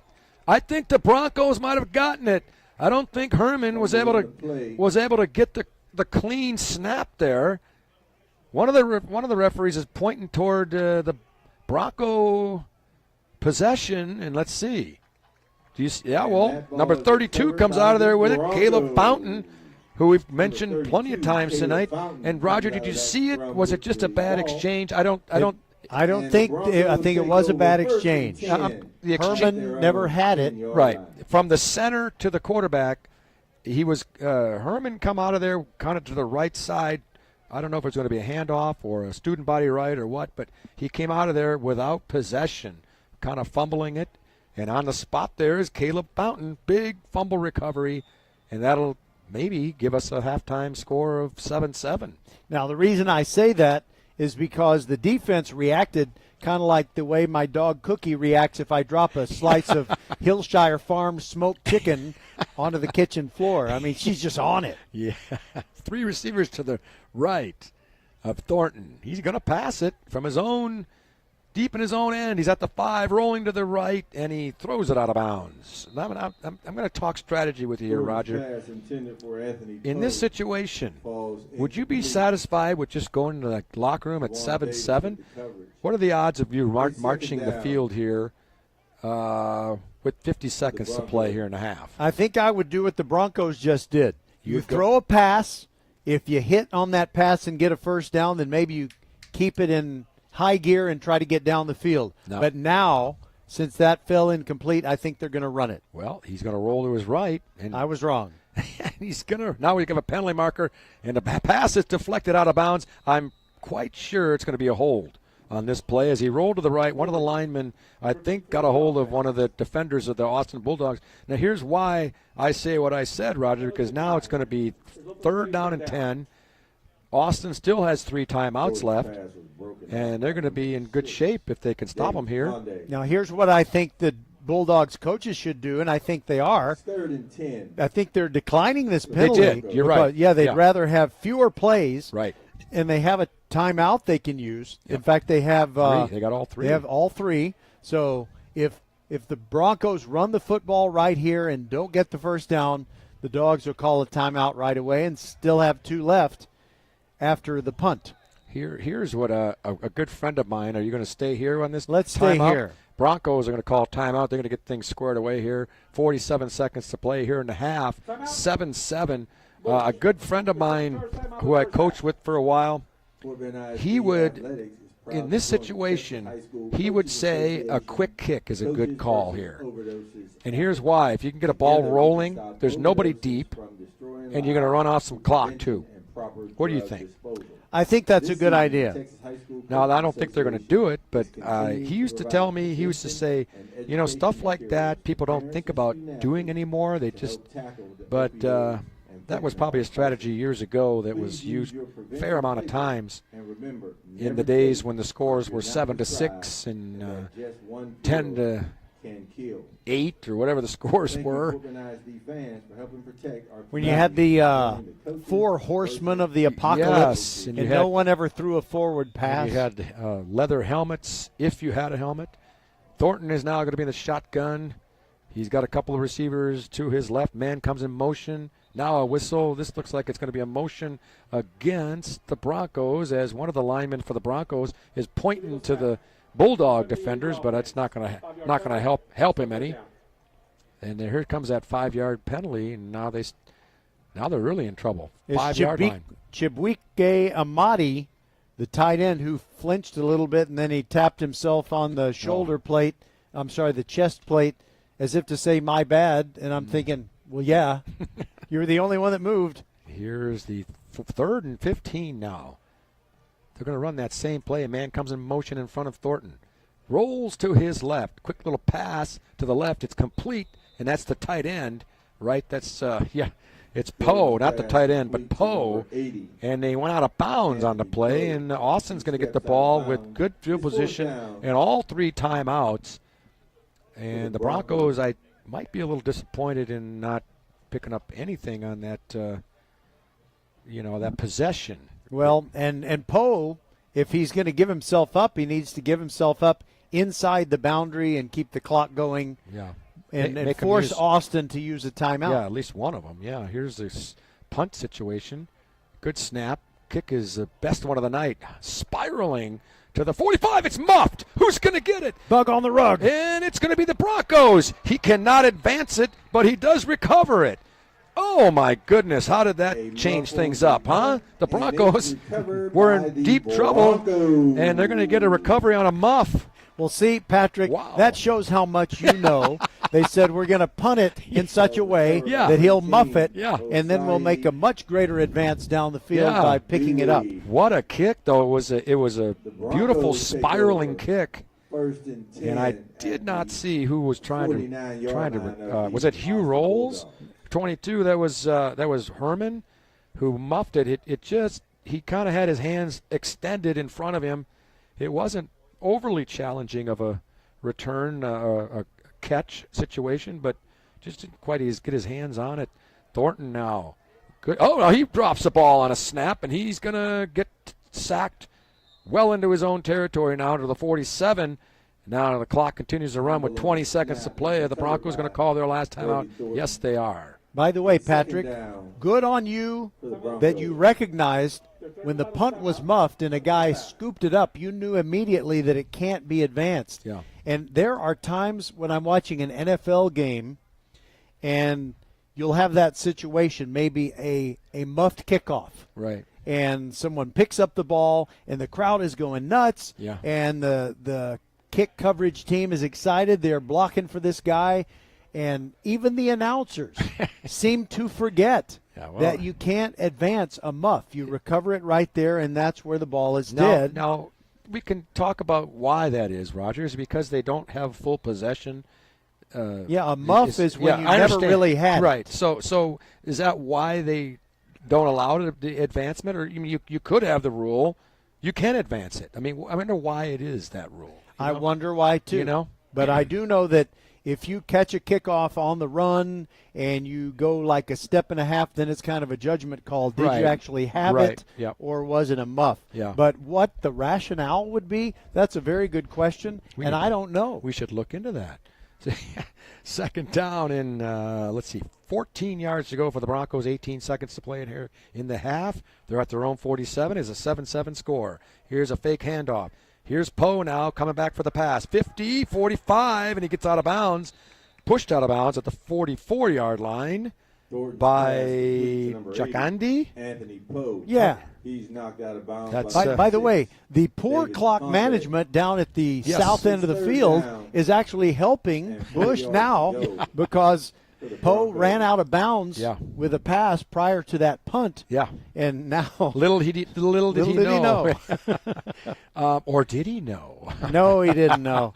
It's 3rd down and 4 at the 43-yard line. I'm not sure what kind of a kicker the Broncos have here. They have a good one. So if they can get some yardage, Castillo, get this ball, get the clock stopped, they might be able to kick a field goal. Here's a pass, long pass that's incomplete. Oh, boy, he had him. It looked like Darryl White. He kind of lost. It didn't just look like Darryl White. It was Darryl White. He was the intended receiver. He came back for it, and it looked like he might have lost his footing a little bit, which could have caused him to kind of misjudge the ball, but it kind of went through his arms. It wasn't like – it would have been a great catch, put it that way. Well, I think they should call my favorite play rainbow to the end zone. Well, it's 5 seconds, 5.7 to play, and they've got 4 yards for a first down. Could they get a first down and still stop the clock? No. And then kick a field goal? It'd be pretty hard, I think. Here's Thornton. Steps up. He's got time. Downfield he goes. And it's the pass play that Roger said. Why not? It's incomplete, but it was a chance at least. So we played a half here. It's been entertaining, even though it's just 7-7, but it's a good competitive game, Roger. Yes, it is. we've got a few things to say, a few scripted things to say at halftime, and then some other stuff that's not so scripted. So we'll be back 7 to 7. You know, you can't ask for more than a competitive game. That's right. And we've got a 7-7 game. We'll be back on VypeFortBend.com.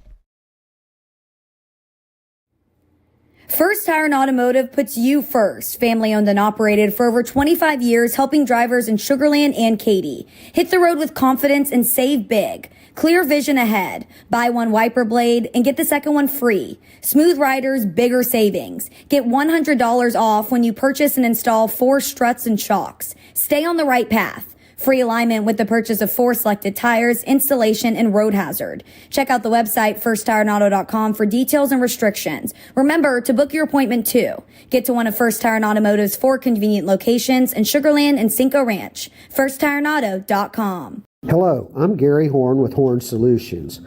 We agree with energy analysts that the energy market has stabilized. We anticipate significant merger and acquisition activity. Good resources are scarce. Horn Solutions is positioned to assist you in accounting, finance, IT, and supply chain. Our staff can assist you with outsourcing, or we can supply you with resources to join your staff. Visit hornsolutions.net for details. Gary Horn is a highly successful businessman who has made a huge impact in people's lives, and he loves what he does for a living. That's a big reason why Gary Horn and Horn Solutions support Get a Great Gig. Get a Great Gig is a free job search consultation service that will help you find a job you love, whether it's to make more money or get personal fulfillment in the career of your choice. Email them at getagreatgig@gmail.com or on Twitter at getgreatgigs. Archer Volkswagen showroom is open, and our team's excited to help you. Visit our sales department Monday through Saturday from 9 a.m. to 9 p.m. Or bring your car in for service from 7 a.m. to 7 p.m. Monday through Friday, and Saturdays from 9 a.m. to 2 p.m. We're closed on Sundays to rest and recharge with our families, so we can serve you well through the week. We hope to see you soon. Settle down, class. Colin, you're up. My fellow students, for today's show and tell, I present to you my phone. It's made with glass and an array of precious metals I can't pronounce. It's powered by Xfinity Mobile, so it's fast. Anyway, with Xfinity Mobile, we save hundreds of dollars a year. It's like being in a secret club that's open to everyone, like mathletes or robotics, but for savings. Now, if you all take a handout... Colin, what are these? I'm quizzing the class on the material. Now through December 21st, new customers can get a free line of unlimited mobile plus free text and calling to Mexico and Canada when you get 400 megabit Xfinity internet. It's all included for just $55 a month for 2 years with no annual contract and Wi-Fi equipment included. Call, click, or visit a store to switch today. Requires paperless billing and auto pay with stored bank account. Restrictions apply. Taxes and fees extra. After promo, regular rates apply to internet service and Wi-Fi equipment. Xfinity Mobile requires Xfinity internet. Actual speeds vary and not guaranteed. We're the volleyball school with 3 locations, Katy, the Woodlands, and the newest in Richmond on West Belfort. We have the best developmental volleyball program in Fort Bend. We have the high-level training you need to help you get on the top club and school teams and have fun while doing it. The Richmond facility is at 18120 West Belfort. Visit thevolleyballschool.com and come train with us.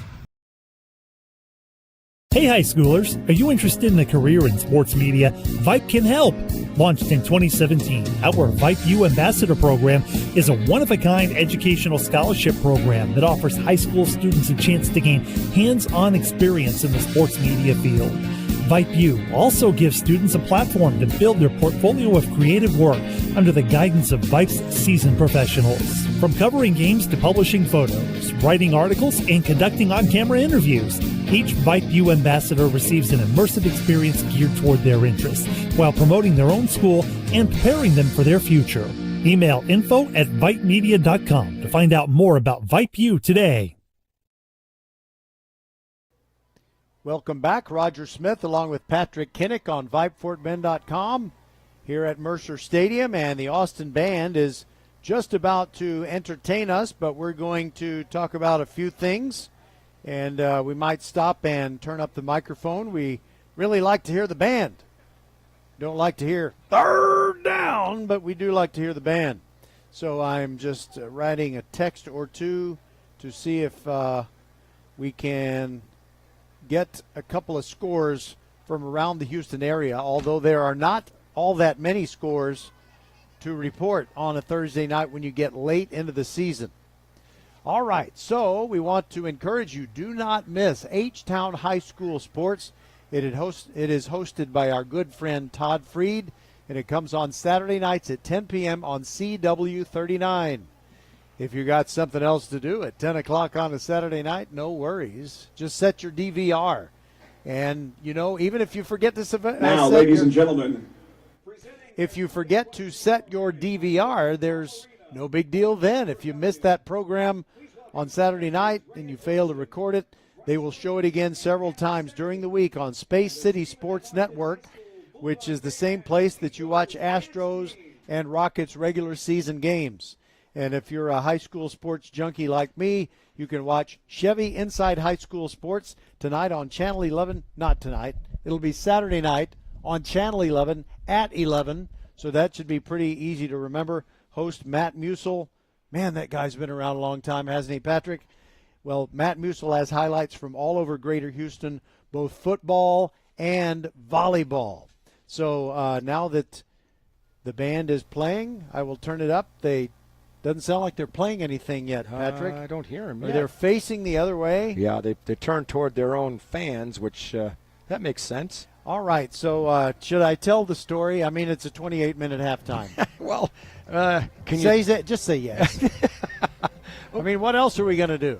You need to tell the story. Yeah, it's a good story. It's a feel good story. Okay, yes, Roger. It's feel good for Fulsher, that's for sure. Go for it. Okay, so as you probably know, and the Austin folks very, very proud of their District 26A volleyball team. They were second in the district, and they came super close to overcoming Ridge Point and winning the district title. It was really amazing. And let's see, I communicated by email with Kristen Goodman, the head coach of Austin Volleyball, and they are going to be playing Monday night. And by the way, I'm just talking about all kinds of other stuff it up before I get to the Does main this thing. story have anything to do with volleyball? It does. Okay. Absolutely. But volleyball is part of it. By the way, I'm just going to go to – I have to check my email because I want to tell everybody the schedule? the inside poop on Austin Bulldogs. I just want you to know Roger is doing two things at once. He's doing the email thing, and he's trying to get his story set up. Okay, Kristen Goodman. Let's see what all right, so he's doing this all as he's trying to broadcast. Okay, so now he's reading. Now there is a story somewhere. I'm trying to make sure I know who they're playing.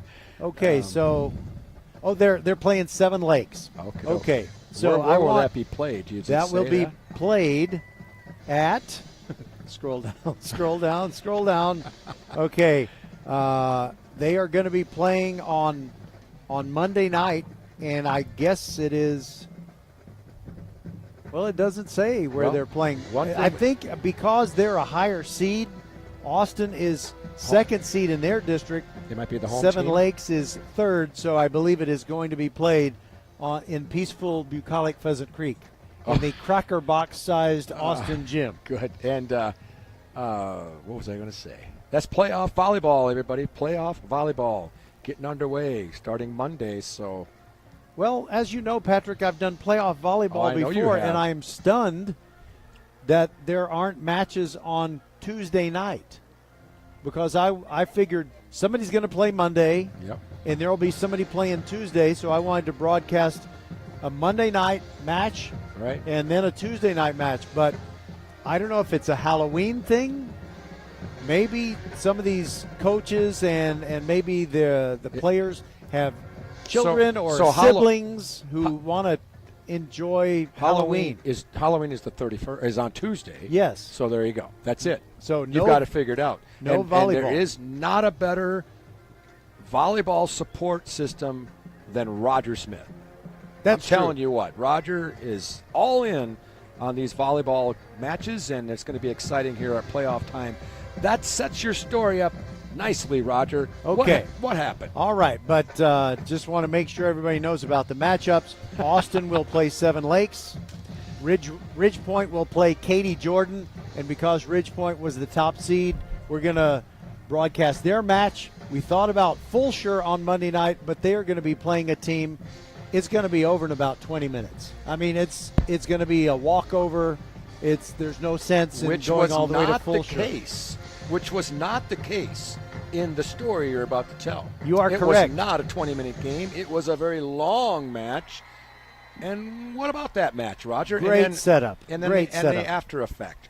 All right, so Fulshire and Foster went into the final volleyball match of the season Tuesday night, and Fulshire was undefeated in their district matches, and Foster had only lost once on September the 28th to Fulshire, but it was a sweep, and it was at Foster. So if you thought it was going to be another sweep, boy, were you wrong. It went five games. Sometimes people say sets, but I say games because they're not sets, they're games. This is not tennis. So they go into the fifth game, and in the fifth game you don't go to 25, you go to 15, but of course you must win by 2. 15 is what you're going to. But the final score was Fulshire 24, Foster 22. And it was an amazing match. It took almost 3 hours. We were drained when it was over. When it started, the gym was jam-packed. And by the fifth game, a lot of people had gone home because they realized, we want to beat our rival. This is a great match and all, but it's a school night and both teams are going to the playoffs, so whatever. A lot of people left. More than half the people left. So Fulshire wins this dramatic match. Foster fought off 7 match points before Fulshire finally got that 24th point and ended it. Okay, so I then did a post-match interview with, let's see, what's the girl's name?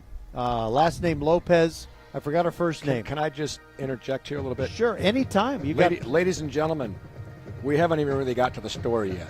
I just want you to know, Roger is really setting it up. Go for it. Go continue, Roger. And 16 minutes left in the halftime. By the way, my friend Carl Thies has a score, and that is the Marshall Buffs are leading Galena Park 21-0 at halftime. So the Buffs still on track for the playoffs. All they got to do is win out.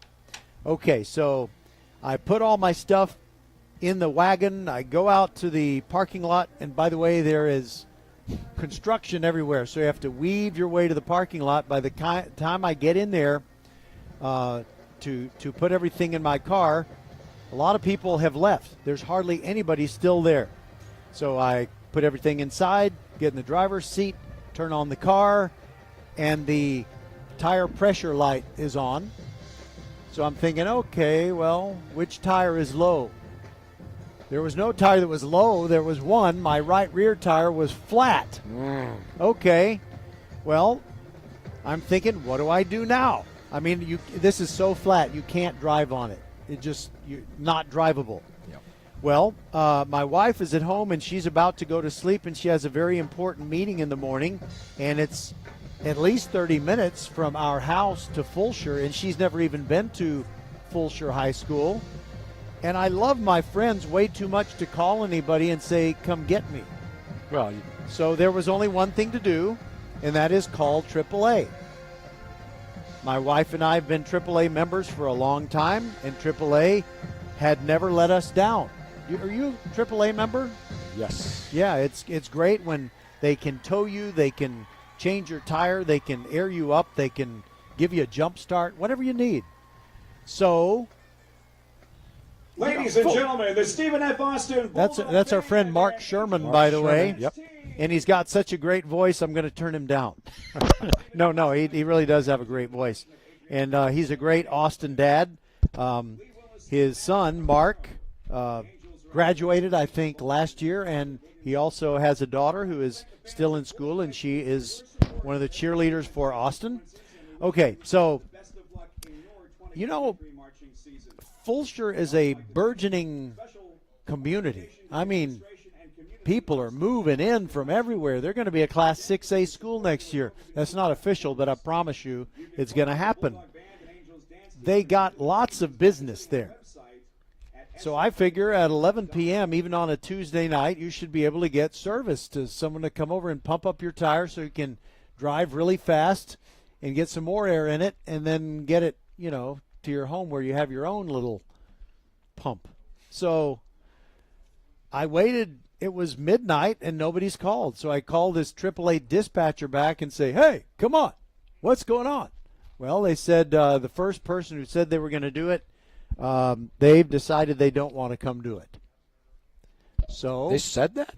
Not in so many words, but, they have some kind of technical words. The first service provider has declined and, that kind of thing. Weird. So the bottom line is they called up two, quote-unquote, out-of-network service providers, and they said they'll be calling you.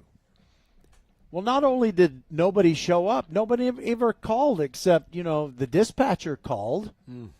But I ended up talking to 3 or 4 dispatchers before the night was over, and I mean really over. Right. Because I spent the night in my car at Fulshear High School waiting for someone to come air up my tire. That is really now it's a sad story, but let's get to the feel good part. My wife had been kind of worrying about me, and she did call me a couple of times, and I said, thanks, but it's very nice of you to call, but don't worry, AAA is going to take care of us, so you just go to sleep. I know you have your big meeting in the morning, and it's very important to you, so just relax and go to sleep. Well, at 4 a.m., I called her and I said, I got to wave the white flag here. They're not coming. Can you come get me? So she drives from Woodbridge, a subdivision right by Kempner High School, all the way to Fulshear. I gave her a simpler place to go to, a little dental office, so she wouldn't have to weave her way onto campus. But she didn't get that text. So she drove past me, and then we had to get on the phone, and I said, I'm over here. She picks me up.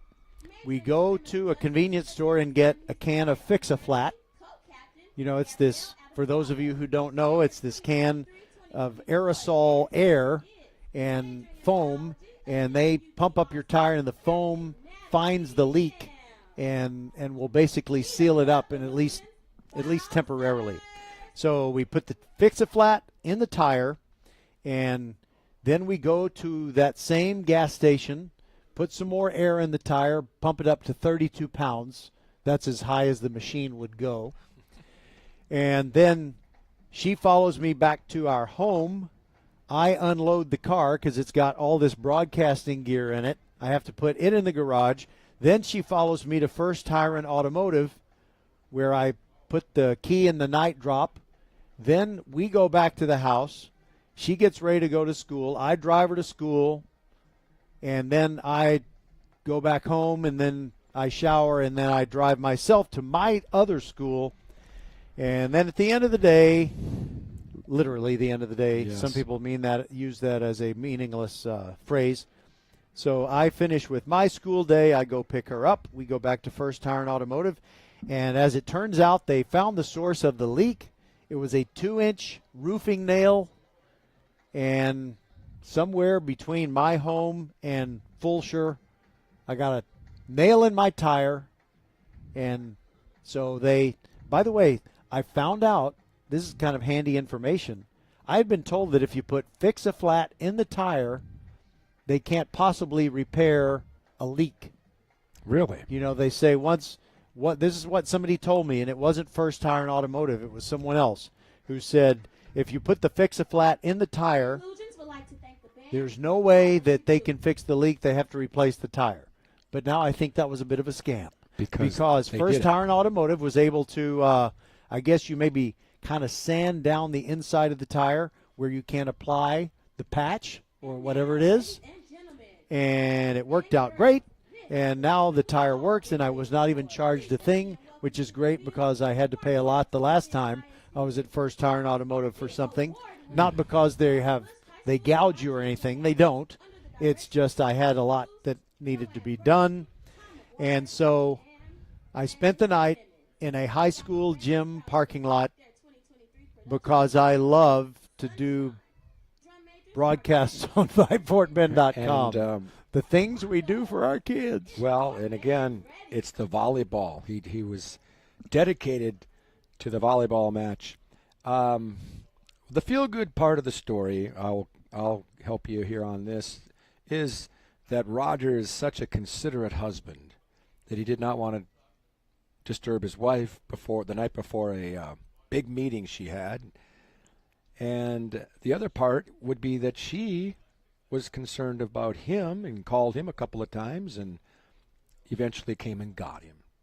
That's what marriage is all about. Yeah, in fact, when she was calling me when it was about midnight, she said, "Do I need to come and get you?" Right. She would have come and got me, yeah. But it just didn't make sense. I didn't think to do that when, in good faith, I was expecting the wrecker service or whatever from AAA, not necessarily a AAA employee in a AAA vehicle, but somebody was going to come do it. And the dispatcher at AAA told me they actually paid someone with a credit card over the phone to come help me. Somebody scammed And so them. they're going to be going down shaking him up, I would think so. Yeah, we don't like to pay a bunch of, $100 or whatever they pay for you to go out there and you don't show up. We don't like that. I don't like that at all. So I think the AAA people are going to need to kneecap or something. By the way, we got a little text from our friend Mark Sherman, who came in to announce the Austin Band and Angels. Mark Sherman, he says, 2 esteemed professionals doing Thursday night football. And I'm going to send him. Oh, he took a shot of it. We didn't even did he just poke his head in and take a picture? He did. I'll be darned. Wow. I'm gonna do talk to text. Mark, we did not even know you poked your head in and took a picture. We had no idea. He's using that word esteemed rather, what's the word? Liberally there, I would think. Oh, I don't know. I think he likes us. And I'm still talking to text, and I got to... Yeah. I can take off the, I don't know, I think he likes us. It makes no sense. And the people who are listening to this halftime show are thinking the same thing. This makes no sense. By the way. The last part of it, at least. Okay, so I also want to check my text messages because I got a friend, Chris Vayon. You know what? I need to call Chris Vayon, and I'm going to do it during a commercial break because he told me it's better to call him if he's at a Ridge Point game than to text him. So why don't we take a break? Sounds good. 5 minutes left in the halftime. It is 7-7, Bush and Austin. We will step aside and be back on VypeFortBend.com.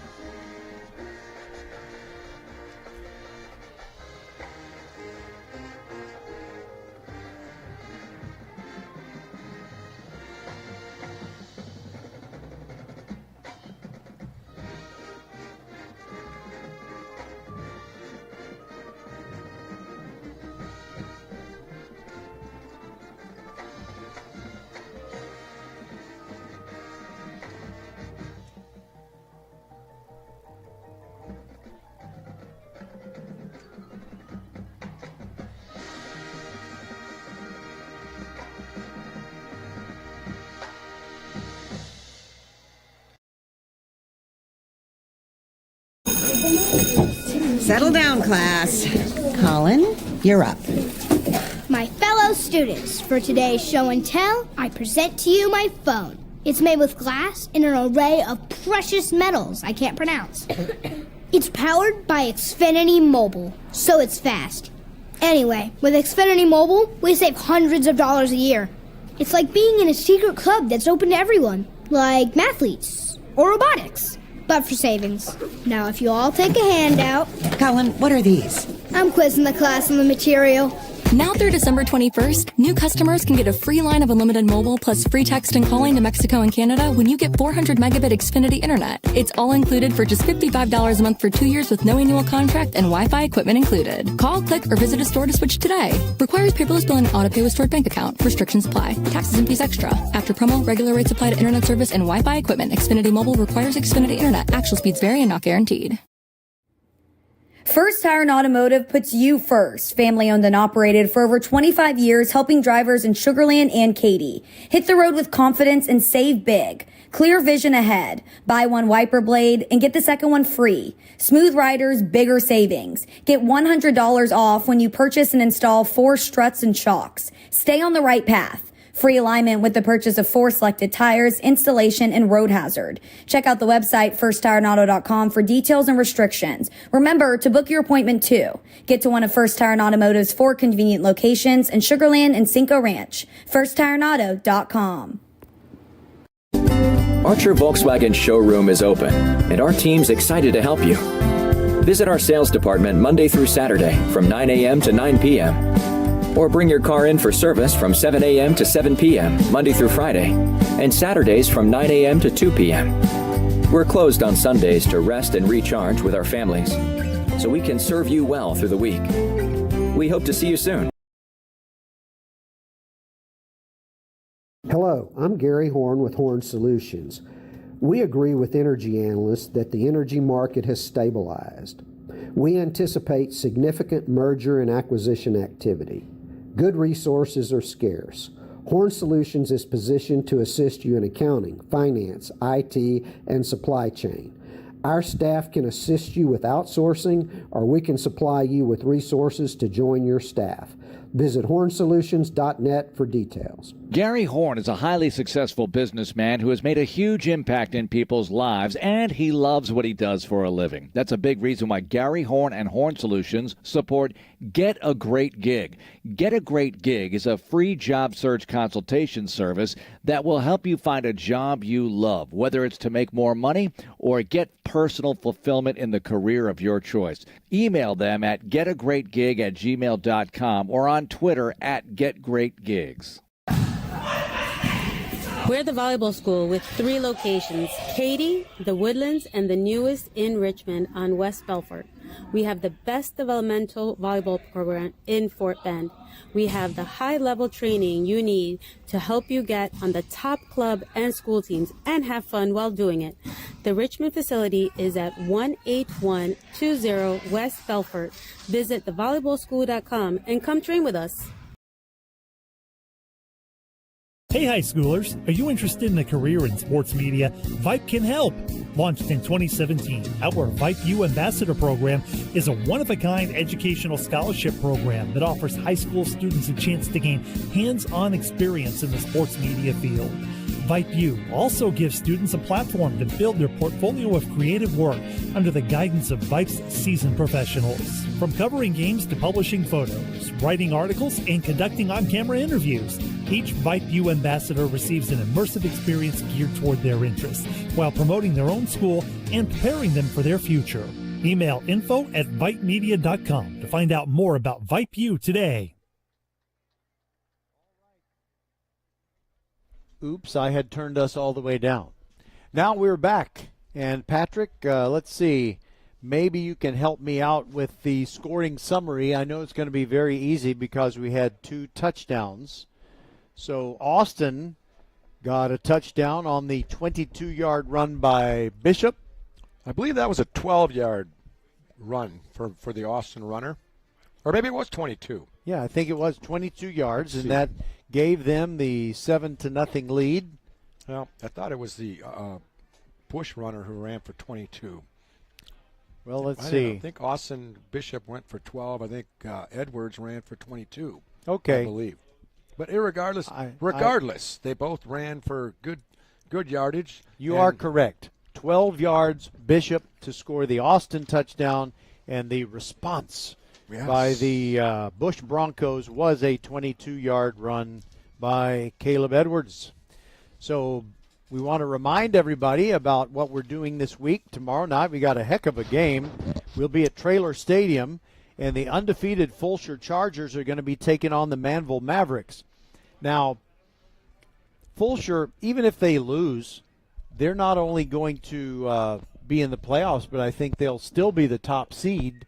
But they don't want to let their perfect season be ruined at this point, so they really want to beat Manville, a team that they did beat last year. It's not like they're trying to get over on Manville. They've already proven how good they are, but that game will come your way at 6:45 p.m. tomorrow. Patrick and I will be at Traylor Stadium for the game between Fulshear and Manville, and then on Saturday it'll be Kovo and me. James Kovaleski and I will bring you the Terry versus Kempner game, and Patrick, Terry's won one game, Kempner has won none. So very rough season for both, and Kempner hopefully will be able to pull off a win. You just don't want to have 0 in the win column for the whole season. By the way, you are going to be working with Kovo the following Saturday. I'll be going out of town for the final Saturday of the season, and I got to tell you something. When you are doing play-by-play and I'm doing color, I don't have all that much to say. I just don't have the analytical eye that James Kovaleski does as a former coach. Yes. So it's perfect. Oh, I'm sorry. Go ahead. We're starting. We might as well get the kickoff in. Here's the kick. Yes, the kickoff. Herman's going to receive it at his 12-yard line for the Bulldogs. He's got the 20, 25, still running, and trying to get to the 30 where there's a host of Broncos trying to bring him down, but the scrum continues. It looks like there are 13 Broncos out there, although I know that is not possible, not even in Canada. Good job of returning that ball by Herman. He got up to the 30-yard line. I think they're going to mark it right at the 30. You know, it seems like when there's a situation where it's really hard to precisely spot the ball, they seem to put it right on a yard line. Yeah, well, Roger, when they're just not sure. There's been times where we've done a few games where you had I don't know what to say about it, interesting commentary on some of the spots, put it that way. There's a marker on the play as well on the far side, and now the officials, referee, and his mates are over there discussing it, 3 of them right around the 30-yard line near the Austin sideline. Right now it's marked at the 30. Okay, let's now find out where it's going to end up. Now's a good chance for me to finish what I was going to say. When you and Kovo are working together and you're doing play-by-play, it's a good idea to wrap up what you're saying as quickly as you can so he can kind of tell everybody why the play worked or didn't work, and he's very good at spotting things that I'm not as astute at spotting. So you don't have to fill. You can just let him go, and then your voice can rest. Yeah, I feel like that was a bit of here. Let's listen to the call here. They finally figured it out. 2 fouls on the play, unsportsmanlike, on the receiving team, unsportsmanlike, on the kicking team. Fouls will offset, first down. Yeah, okay, twice tonight, we've had offsetting penalties that would have been 15-yarders each way. They didn't even name the players this time because I think when you have those kind of penalties, they keep track of it because you can only get 2 and remain in the ball game. Herman has a direct snap, right side running, and he's going to pick up about 7 yards on that play. It was a straight run play for the quarterback that time, and he found a good gap to the right and got 7 on that one. 2nd down and 3. It's 7-7 here as we start the 3rd quarter.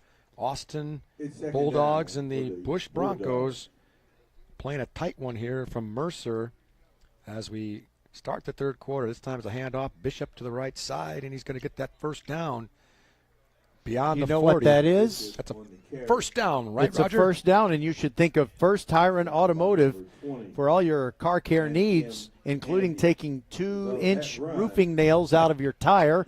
Check them out at firsttireandauto.com. If you were with us at halftime, you heard quite a bit about First Tire and Auto. Roger's story. We got 2 receivers to the left, 1 to the right. Broncos showing some blitz up the middle here. Bishop takes the direct snap, runs to his right, and he's fighting his way for some yardage, and a penalty marker comes flying in from our referee. That might be a hold. I'm going to guess that it came in late enough. I'm thinking. You're right, Roger. That's what you were going to say, weren't you? Yes, I was. I was going to say face mask. Face mask. Doing everything they can to bring Bishop down, and they didn't mean to, but they grabbed his face mask. Boy, that takes them all the way down to the 41-yard line of the Broncos. That was a big, well, obviously a 15-yard penalty, big penalty. And now the Broncos, or excuse me, the Bulldogs are in business in Bronco territory. 1st and 10. Couple of receivers to the right, one to the left. He's got Bishop in the backfield with him. Herman back to pass. Left-handed throw to the left side. Downfield. It's caught. What a catch.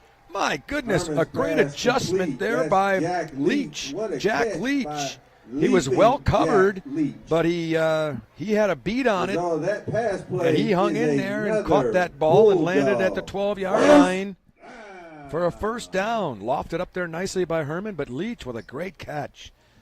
Bishop has it up the middle, and not much going on in there for him again. He's able to plow his way for a yard, maybe Bishop 2. I on believe they're going to carry. give him yard on that play. Led 2nd by and several 9. Broncos, led by number 32. Tell you what, that Leach did a Caleb great Funk. job of adjusting to that pass. It's And second in the down. traffic of the moment, he was For the able to hang Bulldogs. on to it. Given the Bulldogs this great field position, they gave him no gain on that first down carry. 2nd down and 10, Bulldogs. Bishop to the right side this time, and there's the Broncos. I tell you what, they must have Bishop on the scouted carry. real well, because they have not been able, the Bulldogs have not been able to run much on the inside with Joaquin Bishop. Nicola. And they haven't done too well running wide either. No. It's The biggest plays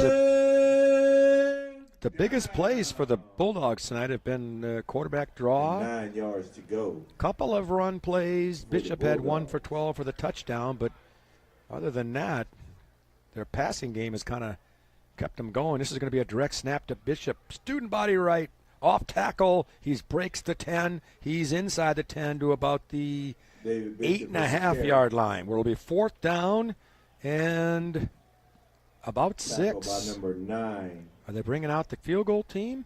Is that just Solskjaer? He's coming it's out 4th there. down Wow, for the I'm Bulldogs. kind of surprised at that. They're going to kick the field goal. It'll be a 26-yarder. And I think is that Roll as the holder? Hugh Rolls, yes. Here's the snap. It's good. The kick hits the crossbar. It hit the crossbar. That's how low it was. No good. I mean, And it never got higher than that. No. It was The still Bulldogs, ascending, it 7. looked like. Lord. I don't know what Or he at just- least flattening out. I know that's physically impossible. He just didn't get under that ball, and he literally doinked the crossbar. You don't see that very often. Okay. We talked about the fact that Ridge Point and Travis are playing tonight. What did I predict the final score would be? Well, you said 50-20. Yes. At halftime, it is Panthers 35, Tigers nothing. Oh, boy. I didn't think Travis had a chance tonight. And it looks like I was right. Thornton now for the Broncos. Fake handoff. Pass left. I think it's Poe. He's got it. 25, trying to get to the 30, and he does get to the 30 where he's ridden out of bounds there by a couple of Bulldog defenders, but a successful first down play for the Bush Broncos. He's pushed out of bounds by On a fake handoff and a quick pass to the left of Poe. He's got about 3 or 4 catches here tonight. Doing a good job. First down. Is a Bronco. First down from the 31. The ball's on the ground, and I think the Bulldogs got on it. Number 44. There's a fumble on the play. I'm finding him on That's the recovered by number roster sheet. It's 44. Kevin Martinez, the senior Kevin defensive Martinez, lineman. and the Bulldogs It was a take over muffed. after the turnover. Well, it was a muffed handoff attempt, and the ball got on the ground, and Martinez, Johnny on the spot, was able to recover that thing on the Bronco 27-yard line. The Broncos had just gotten a first down. Nice play prior to that, and possibly a little momentum, and then all of a sudden here's a fumble. Gives the Bulldogs great opportunity. Back to pass, Herman, left-hander, down the field he goes. He overthrows his man. That's the Herman's fellow pass who caught intended that for beautiful Jack catch Leach. earlier. Leach, is not incomplete. Robin. Not Robin, but Jack. Jack Leach. Jack Leach running down the field. A magnificent pattern, but equally good defense by the Bush Broncos. I dare you to do a whole game like that, Roger. I'll take that dare. I'm sure But I won't record it or broadcast Second it. down for the Bulldogs. You got two receivers to the right for the Bulldogs and a slot man to the right. Bishop in the backfield. It's going to be a little pitch to the man coming across the line of scrimmage. That was a nasty, I believe. Nasty with the carry. And it didn't really He's pick up tackled much. by 1 number yard. 10, It was kind of a little misdirection. With help from number 6. What do you call those passes? Joaquin and Those Nikolai. little flip passes in front of you. I've started. God, I'm sorry, Patrick. Like a little shovel pass. Come on, man. That was a shovel I'm pass. talking about the PA guy. I know. I'm just remembering what I wanted to say. I can't ignore it. He's just. That'll be 3rd down and 9. Let's just make sure we know that. 3rd down and 9. Two receivers in the left slot to the left as well. Bishop in the backfield. Herman steps back. Now up into the pocket. Downfield into the end zone. It is incomplete. And I'm waiting for a flag. There shouldn't be one, and there's not. Because I think that was pretty good defense by the defender out there. Number 7 was the defender. That is Bakari. It's 4th down. Bakari. Yeah, Nathan Bakari was right there. And now, are they going to try another field goal attempt here? Surely not. Let's see. It'll be Surely not. It's kind of an interesting formation here. It's a swing and gate formation, like they're running. Sometimes when people are going about to make it look like they're going to kick the extra point, and then they switch to something. They're in the swing and gate, and Hugh Rolls is going to take the snap. And Will Herman snaps it. Hugh rolls to the right. He's being rushed. Now he steps up, and he's going to be tackled at the 30-yard line. And the Broncos did a great job. Caleb Fountain again making the tackle. He's been in on a lot of them tonight, and the little trickery there did not do much tricking. Broncos on top of that play, and they lost about 3 yards. Broncos get the ball back, and there's now some discussion here. Let's see. We have illegal formation. I'm not sure. He called it on the center. How can you be illegal if you're the center? I don't know. He did a little side snap like you would. And that's legal. Which is something you would do in a little touch football game. But how can the center – he's over the football. I don't understand the call. Yeah, I don't know. I don't get that. Well, the Austin offense was still on the field, perhaps forgetting that they were on 4th down on that play. Now here comes the Austin defense. It's back at the 31-yard line. The Broncos, who fumbled just earlier for the Bulldog taking possession, and the Bulldogs didn't take advantage of that at all. Broncos have it. Thornton, handoff up the middle. It goes to Hall, and Hall is going to pick up a good gain, but there's a penalty marker sitting at around the 29.5-yard line. What's the call here? We're going to maybe hear it. On the carry, there's a flag on the play. Here's the call. Holding, number 78 of the offense. 10-yard penalty. It's the 1st down. Maybe that's why it was a good gain of 5 yards. There was a holding call against the Bronco lineman. And that marches it back to the 16-yard line. Or excuse me, the 21. It'll be 1st down and 10 for the Broncos. You hate to start off a drive like that, and then you got long yardage to pick up. Here's Thornton now in a shotgun formation again. 3 receivers to his left. He hands it off to Hall, and he's going to pick up about 4. And, boy, I've seen a lot of tackles tonight, Roger, where there's been about 8 to 10 guys all piled up together, making the final tackle and block and so on. And I guess there's a lot of guys trying to get in on the action. We're going to give it 5 yards on the pickup. 1st and 15. Excuse me, 2nd and 15 for the Broncos. Thornton waits for the snap, and he's going to hand it off again. No, fake it to Hall. Up the middle he goes, and Poe has the catch. I think he's close to a 1st down. It might be a 1st down. That is a wonderful pass and catch. And they do mark it as a 1st down. That's a 1st down. Think of First Tire and Automotive for all your car care needs. Check them out at firsttireandauto.com. Thornton's been doing a pretty good job of ball faking. There's been a couple of times tonight where I've thought he handed it off. And one of the linemen for the Broncos, I don't know if you saw that, Roger. I'll tell you after this play. Oh, my goodness. I'll tell you in a second. Here's 1st and 10, Broncos from their own 41. Hall does get the handoff. Somehow he gets through the initial line of tacklers, and he's able to pick up 2 when it looked like he was going to lose 2. Anyway, one of the linemen for the Broncos prior to the play, the band was playing, and he was doing a little dance. I mean, really? literally doing it. He was dancing, having a good time out there, trying to win a ball game and loosey-goosey. I never played for a coach who would have allowed that. He would have pulled me off the field immediately. Maybe they didn't see it. I don't know. But 2nd down and 8. Thornton hands it off. Hall getting a lot of carries here, and he's going to run hard to the line of scrimmage where he is rudely met by number 42, Jacoby Patterson. Patterson, number 42, was one of the fellas in there. Roger is doing a good job of I'm timing monitoring it. the audio. He's timing it right. It is 3rd down and 8 for the Broncos as the clock shows 4.5 to play here in the 3rd quarter. It's still 7-7. Austin got a touchdown in the 1st quarter, and then the Broncos were able to answer in the 2nd quarter, and it's 7-7. Thornton now waiting for the snap. And he brings Hall a little closer to him, and he's going to fake the handoff. He's looking for Poe, but he can't get the ball off because he's sacked. What a play there by Ashore. Zach Ashore. Zach Ashore making the sack. And it looked like Poe was open on the right side, but Thornton couldn't pull the trigger because of the defensive play. That brings up 4th down and 13, and the Broncos are going to have to punt. Deep for the Bulldogs is Herman, and I believe it's Rolls again. Sitting at around the 30-yard line. High snap, corralled, and booted out of there. And good play to get that ball out of there. Good job by, I guess, it looks like Sosha.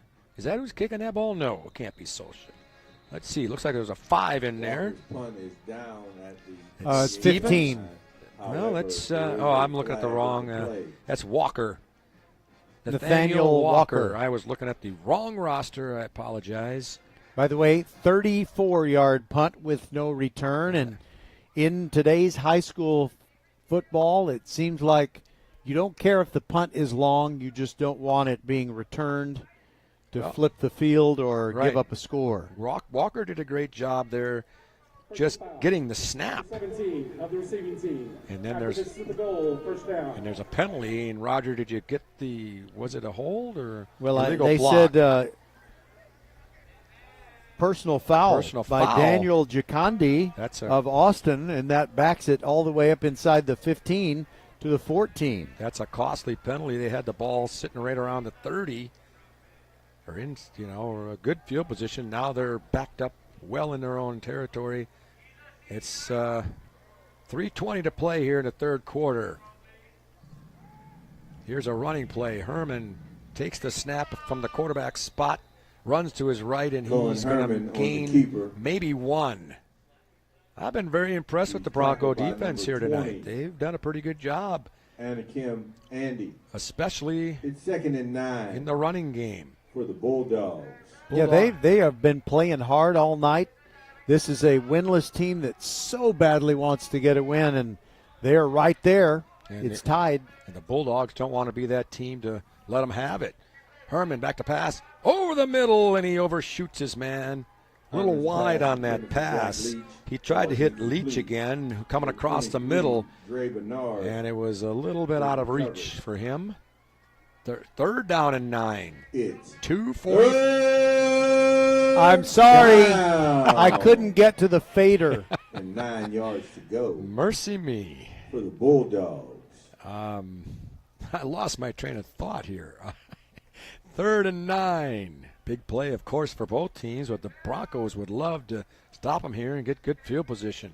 Herman fakes a handoff. Now steps up in the pocket. He fumbles the ball, and it's scooped up by Bishop, but he's going to lose more yardage. He scooped it up to save possession, but he was only able to get about a yard after the scoop there. as Herman stepped up into the It's pocket, fourth down. tried to run up in there, and one of the Broncos, and I'm sorry I didn't get the And number, 11 for the gave him a pretty Bulldogs. good jolt. The ball Back popped deep out of there, and Bishop, for the Broncos, fortunately for the number 80, Bulldogs, was able to Anthony come Poe. out with it, save possession, but they do have to Hampton punt. Phillips set to punt for the Hampton Bulldogs. Phillips. Phillips is set to punt from his own 5-yard line. Broncos should get good field position. This kick is low, and it's rolling, fielded by Poe. He's running to the right. He's got some room. A move at the 45, 40, and it's going to be great field position for the Broncos as Poe did a really good job of receiving that ball. That's a hard one to corral, but he was patient, and he got it, and he got it inside of Bulldog territory. By the way, Patrick, I really like the way Poe didn't give up on that. I mean, it was kind of courageous, and if it had gone wrong, it would have been really wrong. Right. But he was running fast as he could to catch that bouncing ball, and he had Austin punt coverage guys right behind him. Yep. And he not only grabbed it, he turned it around. They need to turn off that commercial. And here's Thornton handing it off to Edwards, who's back in the backfield with him, and he's able to pick up 3 yards. Well, they're going to mark him for 2. By the way, look at my notes here. Yeah. I'm trying to tell everybody about an Archer Volkswagen touchdown scoring drive. But there's none. There to was be one had. really good drive by Austin to begin this half, but they ended up, I guess they failed on fourth down, or they missed the field goal. That was the field goal that hit the crossbar. It'll be second down and 8 now for the Broncos as we get to approaching the minute mark of the third quarter. Still 7-7. And there's motion. A couple of guys, I think, moved for the Broncos, and it'll be a 5-yard march off against the Broncos here. That's not what they wanted on a 2nd-8 situation, making it a 2nd and 13 now, which obviously is more challenging. So they're back at their own 42, and they need 13 yards. They got to get to about the 29-yard line of the Bulldogs for a first down. Thornton now in the shotgun position. A pass to the right, complete, and it's only going to pick up about 4. And he's pushed down rudely after the whistle. That's Hall, who made the catch. Had not much room to run afterwards. They're going to give him 3 yards on the play. I'm impressed with Keelan Hall just because he's not very big. Yeah, he 5'7", 175, but he will take guys on. He's not afraid. It's 3rd and 10 now. Broncos. Thornton, shotgun, looks to his left. Got a man open, and he completes the pass. But it's only for a gain of 2. Boy, and it's because Michael Richard he had to lean out and basically catch the ball, and an instant later land on his elbows down immediately. Now they marked it as an incomplete pass. Oh, well, either way. Apparently he trapped it, so it'll be a 4th down for the Broncos. And that great field position, which started right at the 38 where they are right now, stays at the 38, and they're going to punt it. Try to pin the Bulldogs deep here. Good snap.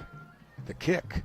It's a good spiraling kick. It's going to land at about the 20 and roll to the 15, maybe the 14-yard line. A good punt there by Nathaniel Walker. Walker's punt is down. And at the Bulldogs are 15-yard line. backed up in their own end again. Looks like they're going to mark it right at the 15. Okay, I'll start 18 seconds left in the quarter. I'll start notes on yet another drive. Yes, 18 seconds left in the quarter, and there has been no points here in the second half yet. It's still 7-7. Defensive battle here in the third quarter. Well, really all night if you think about it. 7-7. You don't see too many games nowadays at 7-7 at the end of a third quarter. Herman waiting for the snap for the Bulldogs. He hands it off to Bishop, and again, like all night, he's got a lot of humanity in there, and there's no room for him to run. He gave him 1 yard. That'll be the last play of the third quarter. We've played 3 from Mercer. Austin 7, Bush 7. Settle down, class. Colin, you're up. My fellow students, for today's show and tell, I present to you my phone. It's made with glass and an array of precious metals I can't pronounce. It's powered by Xfinity Mobile, so it's fast. Anyway, with Xfinity Mobile, we save hundreds of dollars a year. It's like being in a secret club that's open to everyone, like mathletes or robotics, but for savings. Now, if you all take a handout... Colin, what are these? I'm quizzing the class on the material. Now through December 21st, new customers can get a free line of unlimited mobile plus free text and calling to Mexico and Canada when you get 400 megabit Xfinity internet. It's all included for just $55 a month for 2 years with no annual contract and Wi-Fi equipment included. Call, click, or visit a store to switch today. Requires paperless billing and autopay with stored bank account. Restrictions apply. Taxes and fees extra. After promo, regular rates apply to internet service and Wi-Fi equipment. Xfinity Mobile requires Xfinity internet. Actual speeds vary and not guaranteed.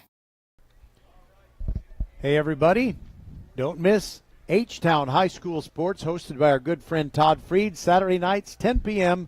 on CW39 and repeated throughout the week on Space City Sports Network.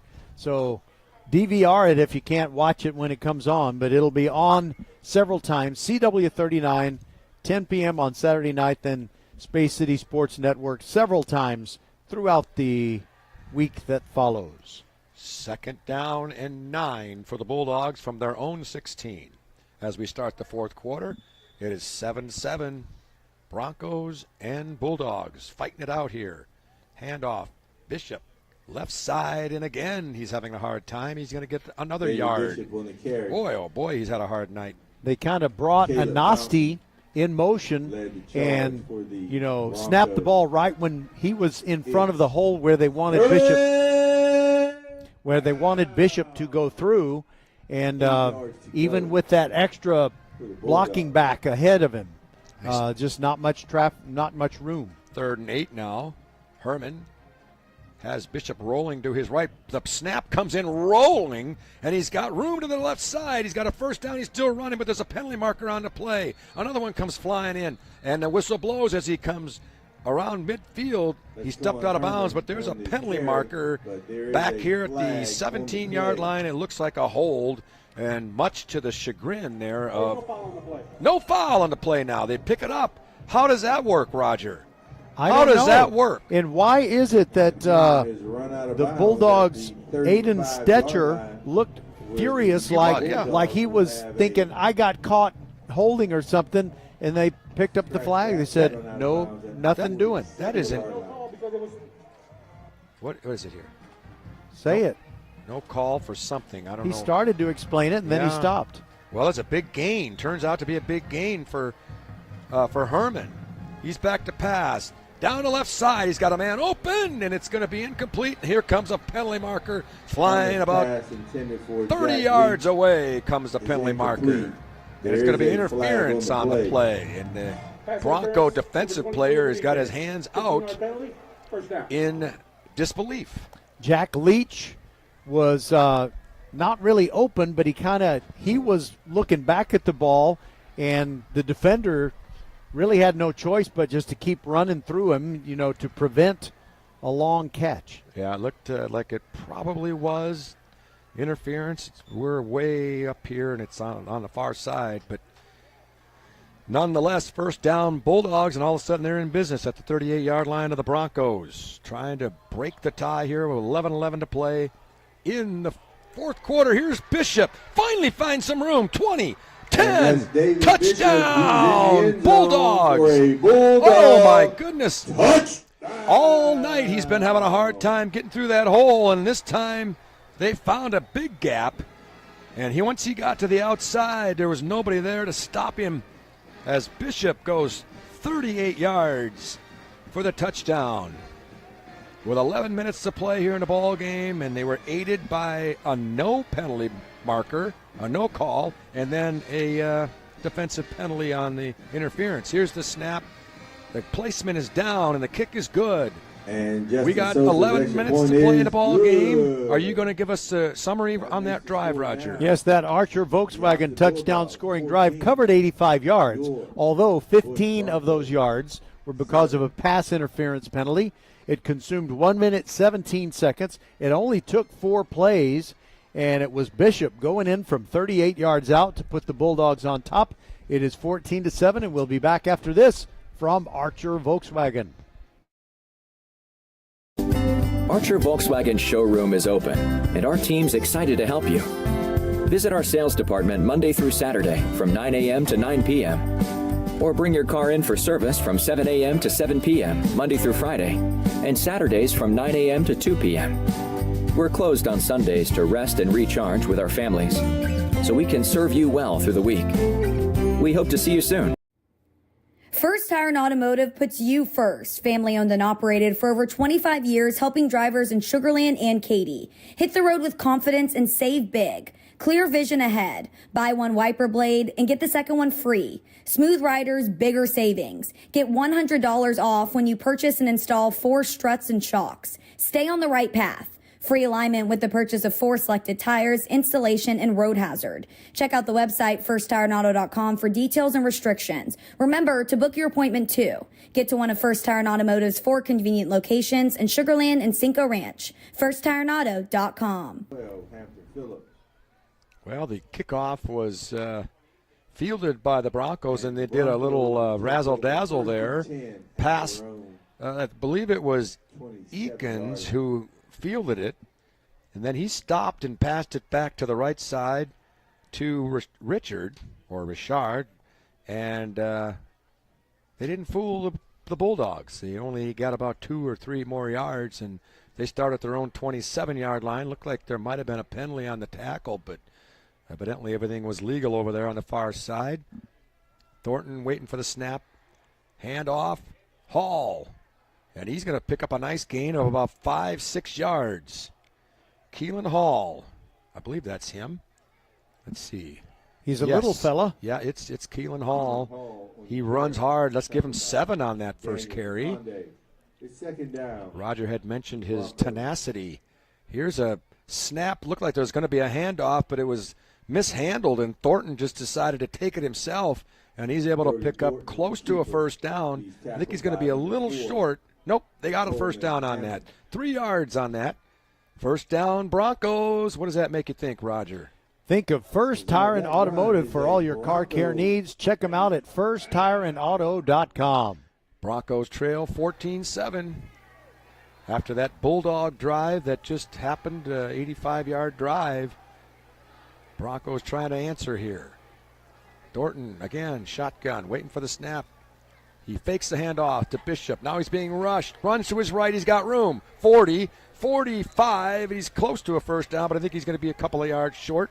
And the person who got him out of bounds there was Hammond. Pushed out of bounds by number 4, Coleman Hammond was able to get him out of bounds after a gain of, 2nd and 3. Let's say 7 yards there. For the Broncos. I'm not sure that's exactly the way that was drawn up, but a good job by Thornton to ab-lib again and pick up 7. 2nd and 3 from their own 44-yard line. He's got a couple of receivers to the left, one to his right. He's going to hand it off to Bishop, patiently waiting for his blocks. He gets those blocks, and he's able to get 4 yards and another first down. Broncos back-to-back first downs here on this particular series. 9:45 to play here in the fourth quarter. Broncos showing some fortitude here. Coming out of here after that touchdown by the Bulldogs, and they're just running that ball at them. And they got a couple of first downs here. Same formation with a couple of receivers to the left. Slot man to the left. It's going to be a reverse pitch. It's Hall again. He's not going to find much this time as a swarm of Bulldogs came in on him for that tackle, including Davis. Jawan Davis was in there along with Phillips. Jawan Davis. And they dropped him for a yard loss. That's the first negative play for the Broncos. First negative play on this possession for the Broncos. 8:50 to play in the ball game. Both teams have their full complement of timeouts with 3 remaining here. Thornton fakes the handoff, passes to the right. It overshoots his receiver. That's Poe, who's had a couple of nice catches tonight. That time he overshot him. And it's 3rd down and 11 for the Broncos.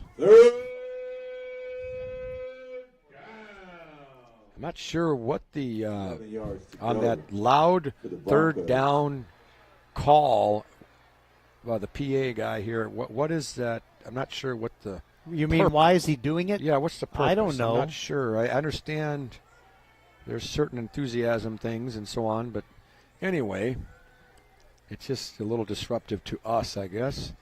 We're not the only ones. Thornton has a man behind him, Hall. Poe coming in a motion in front of him, and then there's a whistle, and what do we got? A motion penalty. For the snap, false start, number 76 of the offense. 5-yard penalty. Unfortunately for the Broncos, we have a false start, and now they're going to be 3rd and 17 on this play, which is not a very good situation for the Broncos. Of course, the Bulldogs are going to be licking their chops on this play. Literally. Yeah. Poe in motion again. Now we have a motion again. Same situation. False start, number 75 of the offense. 5-yard penalty, still 3rd down. See, now I was telling you earlier about this friend of mine who would advocate quick kicking. This might be another one of those situations. You got 3rd and 20, nobody's deep. Send one down there and let it roll. But that'll be the time where they'll pick up a 3rd and 20. Poe in motion again. Fake handoff. Thornton rolling to the right. Looking downfield. It's going to be well short of his receiver. Almost intercepted, which well, I guess it would have been okay to intercept that ball because it was only 3rd down. Broken up. It was not much of a chance even for an interception. That ball was, how far underthrown do you think that was, Roger? At least 5 yards, maybe more. Let's see. I think the would-be interceptor was Matthew Leach. Matthew Leach. He almost got an interception. Here's Herman to deep. go with his touchdown catch. Herman and Rolls are deep for the Austin Bulldogs, sitting around their 32, waiting for the kick from Walker of the Broncos. 8:09 to play in the ball game. Bulldogs with a 7-0 lead or 7-point lead. Here's the kick, a beauty. Wow, high spiraling. They let it drop, and it's rolling inside the 10, inside the 5, all the way to the 1. Holy mackerel, that turned out to be a beautiful punt. Well, it was already a beautiful punt, and unfortunately for the Bulldogs, Herman, who probably should have just fair caught it or something, but he let it bounce, and it rolled a good, about 20 yards into the 1-yard line. 62-yard punt. 62-yard punt, which is also the net there, isn't that, Roger? Yes, because nobody went anywhere with it. Yeah, but it was I tell you what, Walker got all of that one. High spiraling kick that landed and rolled. Now the Broncos are really wanting to keep them pinned here and get that ball back in good field position. 7:55 to play in the ball game. Handoff. It's Bishop. He's going to get about a yard. And the tackler there Bishop on the carry was, give it 33. David. This is your. Is this, you don't want to do it? I don't want to do it. Okay. Nakwandu? Wanodu. David Wanodu. Wanodu. I usually let Roger take care of those. If I had known it was you have to do linguistic gymnastics, I would have taken it. Roger's much better at that than I am. Here's a 2nd and 9.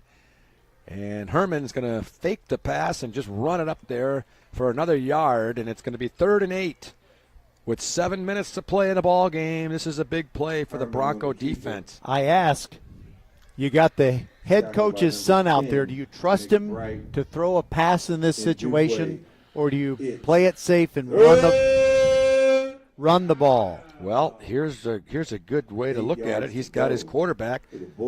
He's split to the right, so he's not even going to be the quarterback on this play. We got Wyatt. Well, that answers the question, huh? In the backfield with Bishop.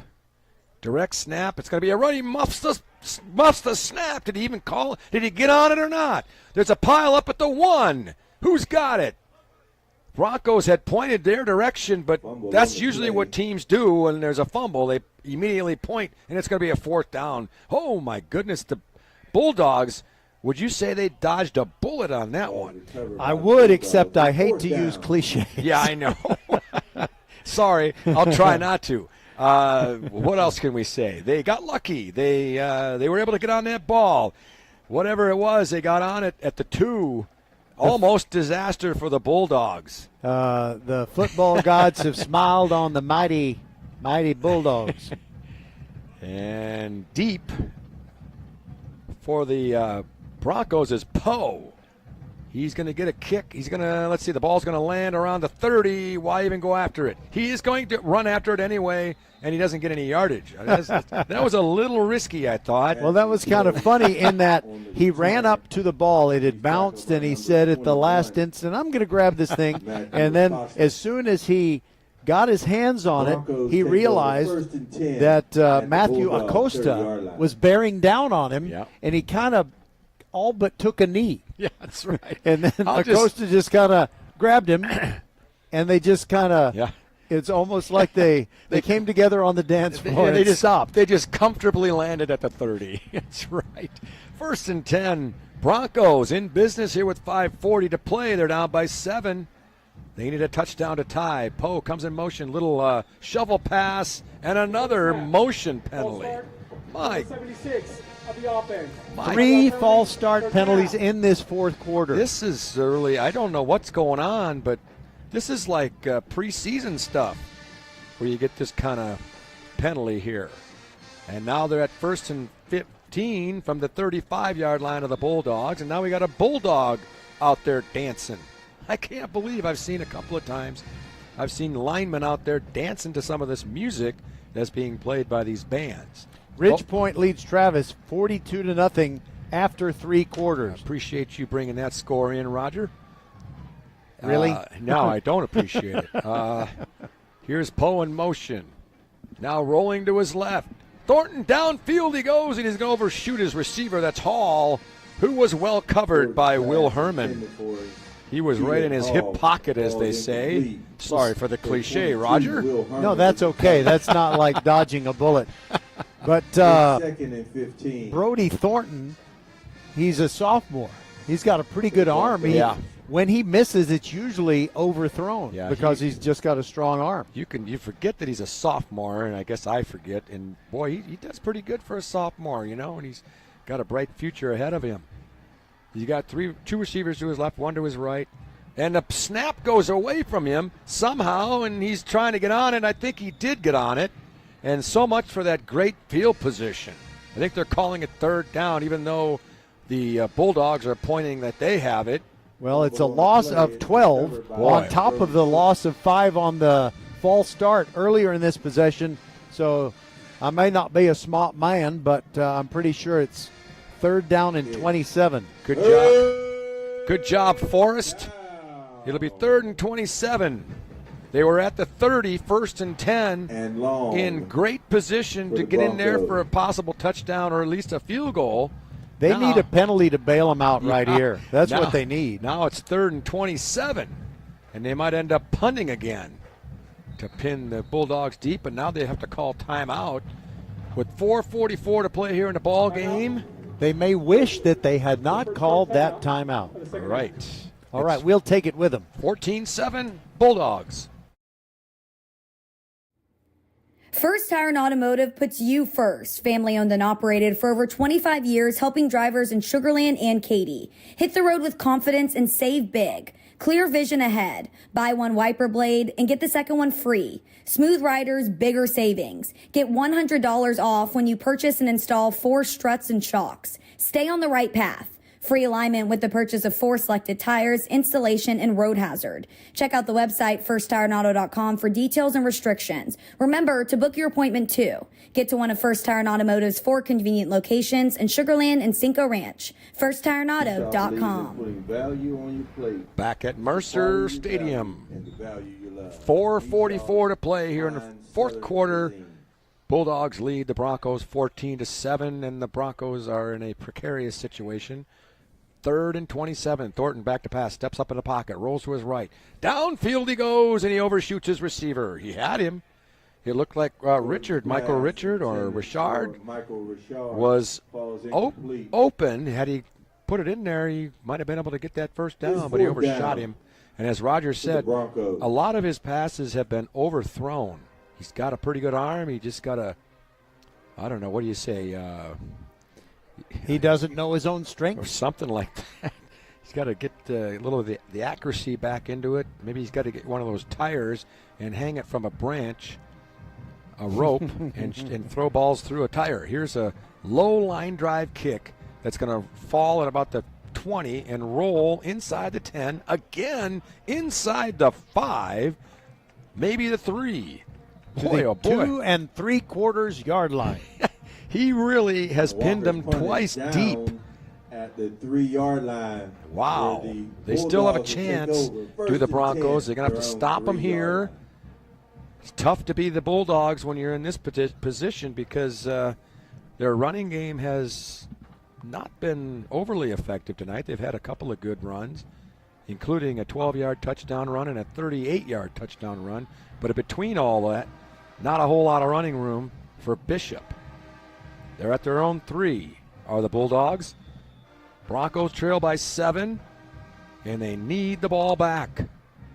Clock is down to 4:23.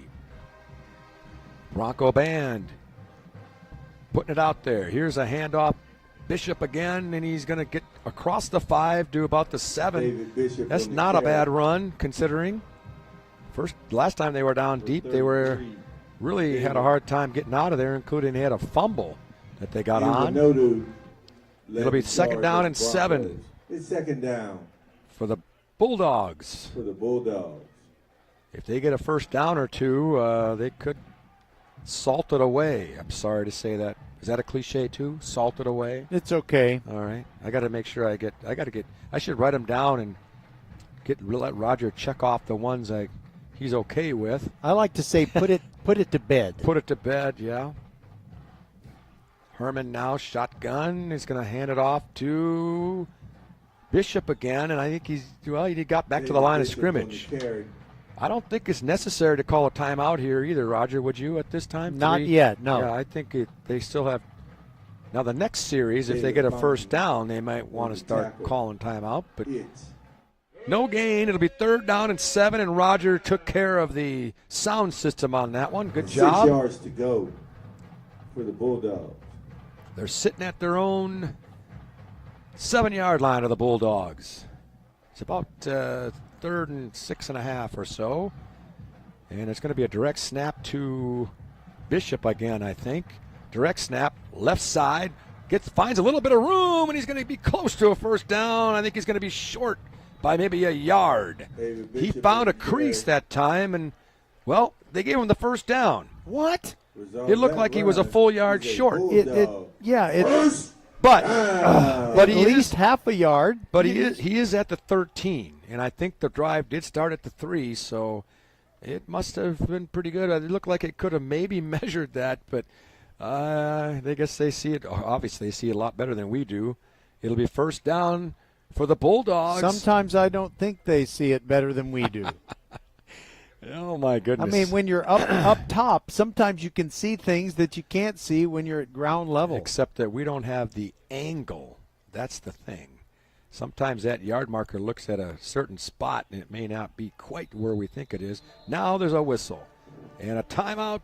Bulldogs. We'll take a break. 2:03 to play. Austin 14. Bush 7. Settle down, class. Colin, you're up. My fellow students, for today's show and tell, I present to you my phone. It's made with glass and an array of precious metals I can't pronounce.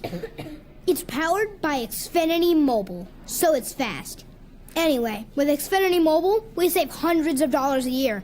It's like being in a secret club that's open to everyone, like mathletes or robotics, but for savings. Now, if you all take a handout. Colin, what are these? I'm quizzing the class on the material.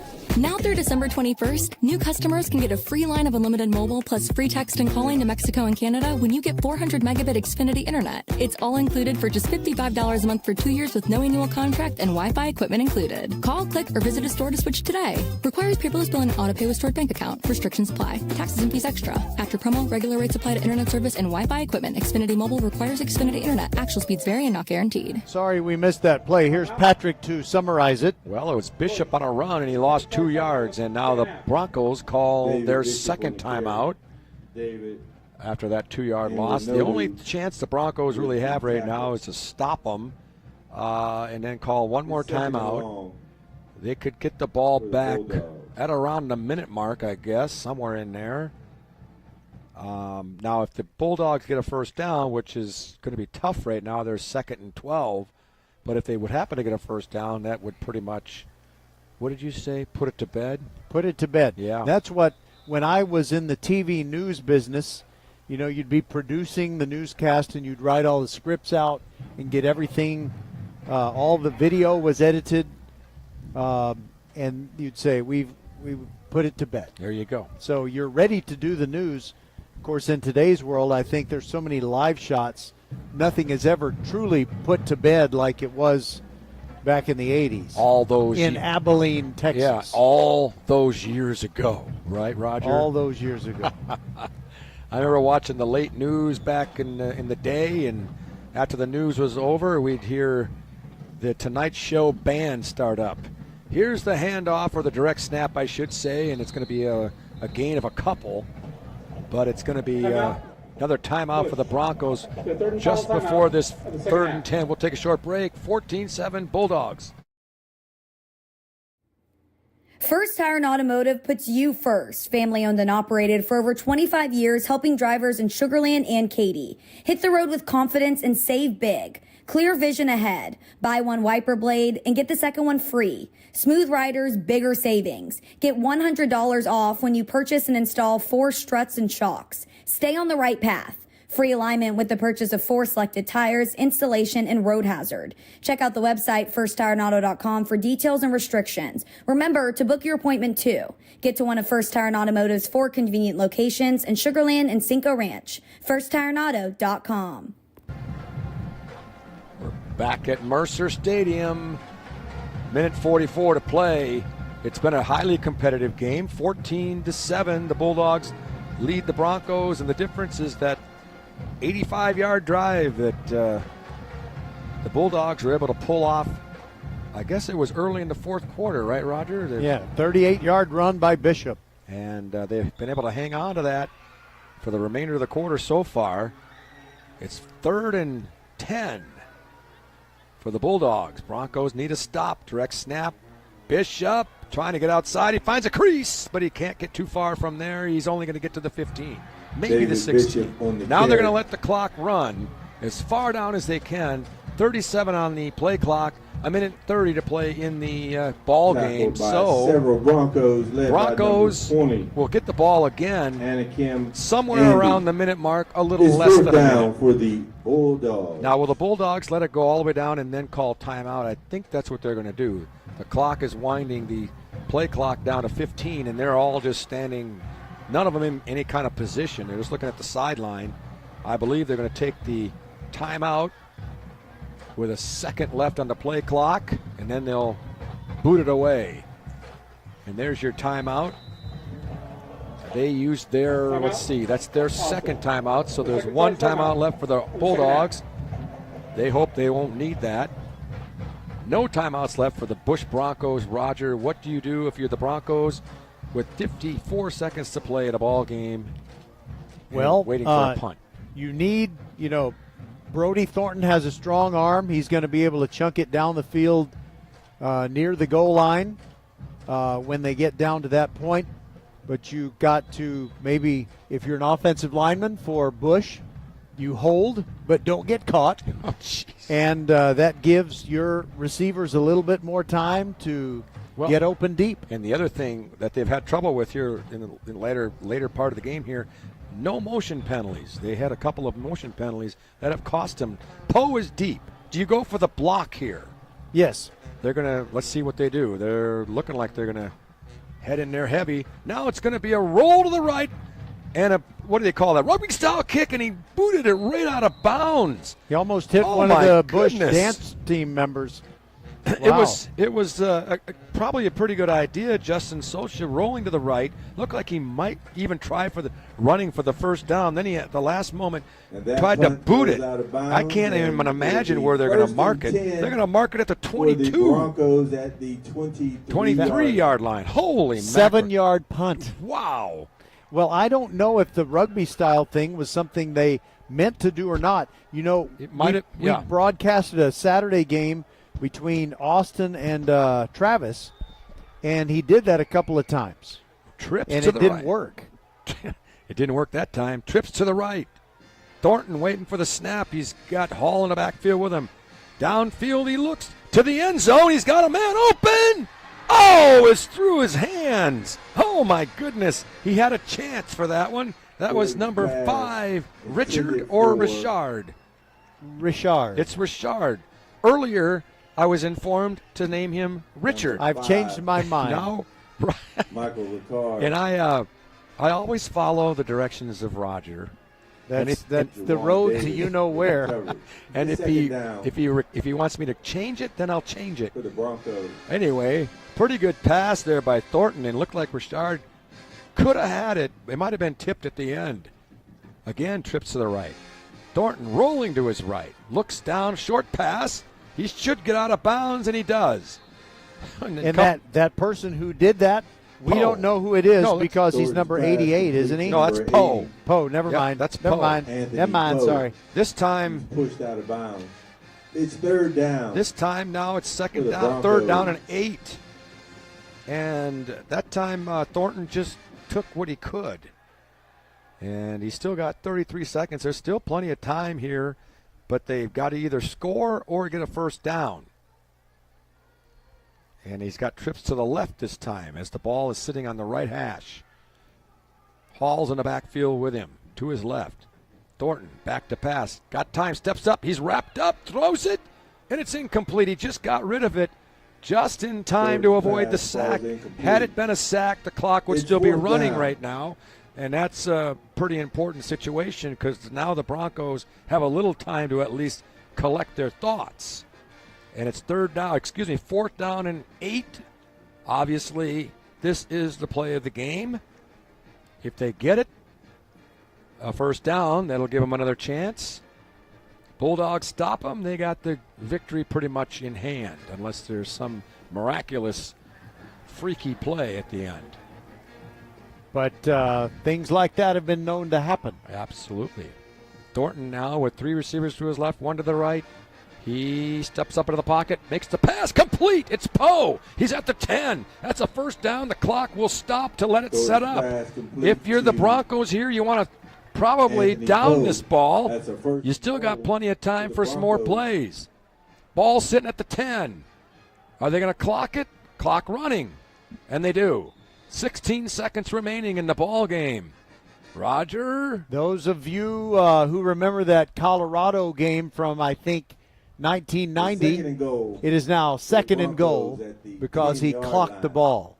You remember that 5th down controversy? Yeah, I forgot about that. Back during the Bill McCartney era, and they didn't flip the down box after a spiking of the football. Yep, that's a big play there. It's for second and goal now at the 10. They got a chance, do the Broncos. Thornton back to pass, being rushed. He can't afford a sack. He does get sacked. That could be the play of the game or the ending play. Number 33. They got enough time to set it up? No, they don't. The clock is down to 2. 1. And now one of the Broncos is down as if he's hurt. And the clock runs out on the Broncos. That's a sack that you could not take with the clock running. And that's going to do it, folks. Tough break for the Broncos, and a good job by the Bulldogs to hang on. It wasn't pretty at the end for the Bulldogs, but they got the W, and that's what they wanted. And tough break for the Broncos as they still have the goose egg in the win column, as close as they were. You know, we were kind of watching all the things that were happening there at the end, and how the Broncos were trying to get over the ball and get it snapped so they could clock it one more time. Yep. But there was something else that happened, and I guess there's a little bit of pushing and shoving in the handshake line. Get this. Get them away from each other. Oh, boy, Oh, this my is not goodness. good. This is not good. It's escalating. Oh, gosh. Now some of the coaches have separated, get their teams back, and one of the Broncos is There's in another there. skirmish that's All right, Gee fellas, let's whiz, go, this is let's go. unfortunate Off the field, because it was a gentlemen. good game.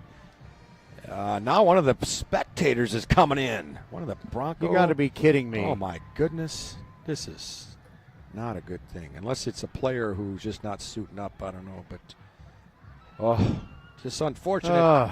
You know, the emotions got high there at the end. And the Broncos, I mean, hey, I'm sure they're frustrated. I mean, so close. Somebody said something or, I don't know what starts a lot of these things. But somebody says something and next thing you know, guys are going at it, and it's unfortunate. Now they've got it all squared away. Both teams are in their respective areas, and looks like the Broncos are just going to head to the locker room. They're not even going to do the traditional school song salute or whatever teams do. well, I think the Austin guys are going to stay out and do it. I think they're in front of their band, and Bush has decided to head for the locker room, and that's probably the officials or somebody just decided one team go to the locker room, the other one can stay out there. There's no reason for both of them to head to the locker room at the same time because they would be going in the same direction. Oh boy. Anyway, that good win for the Bulldogs. They kind of came back from. You had said they lost a couple. They had a good start to their season. They looked like playoffs could be a possibility, and then they lost a couple games, and now they're back in the win column. So, two things.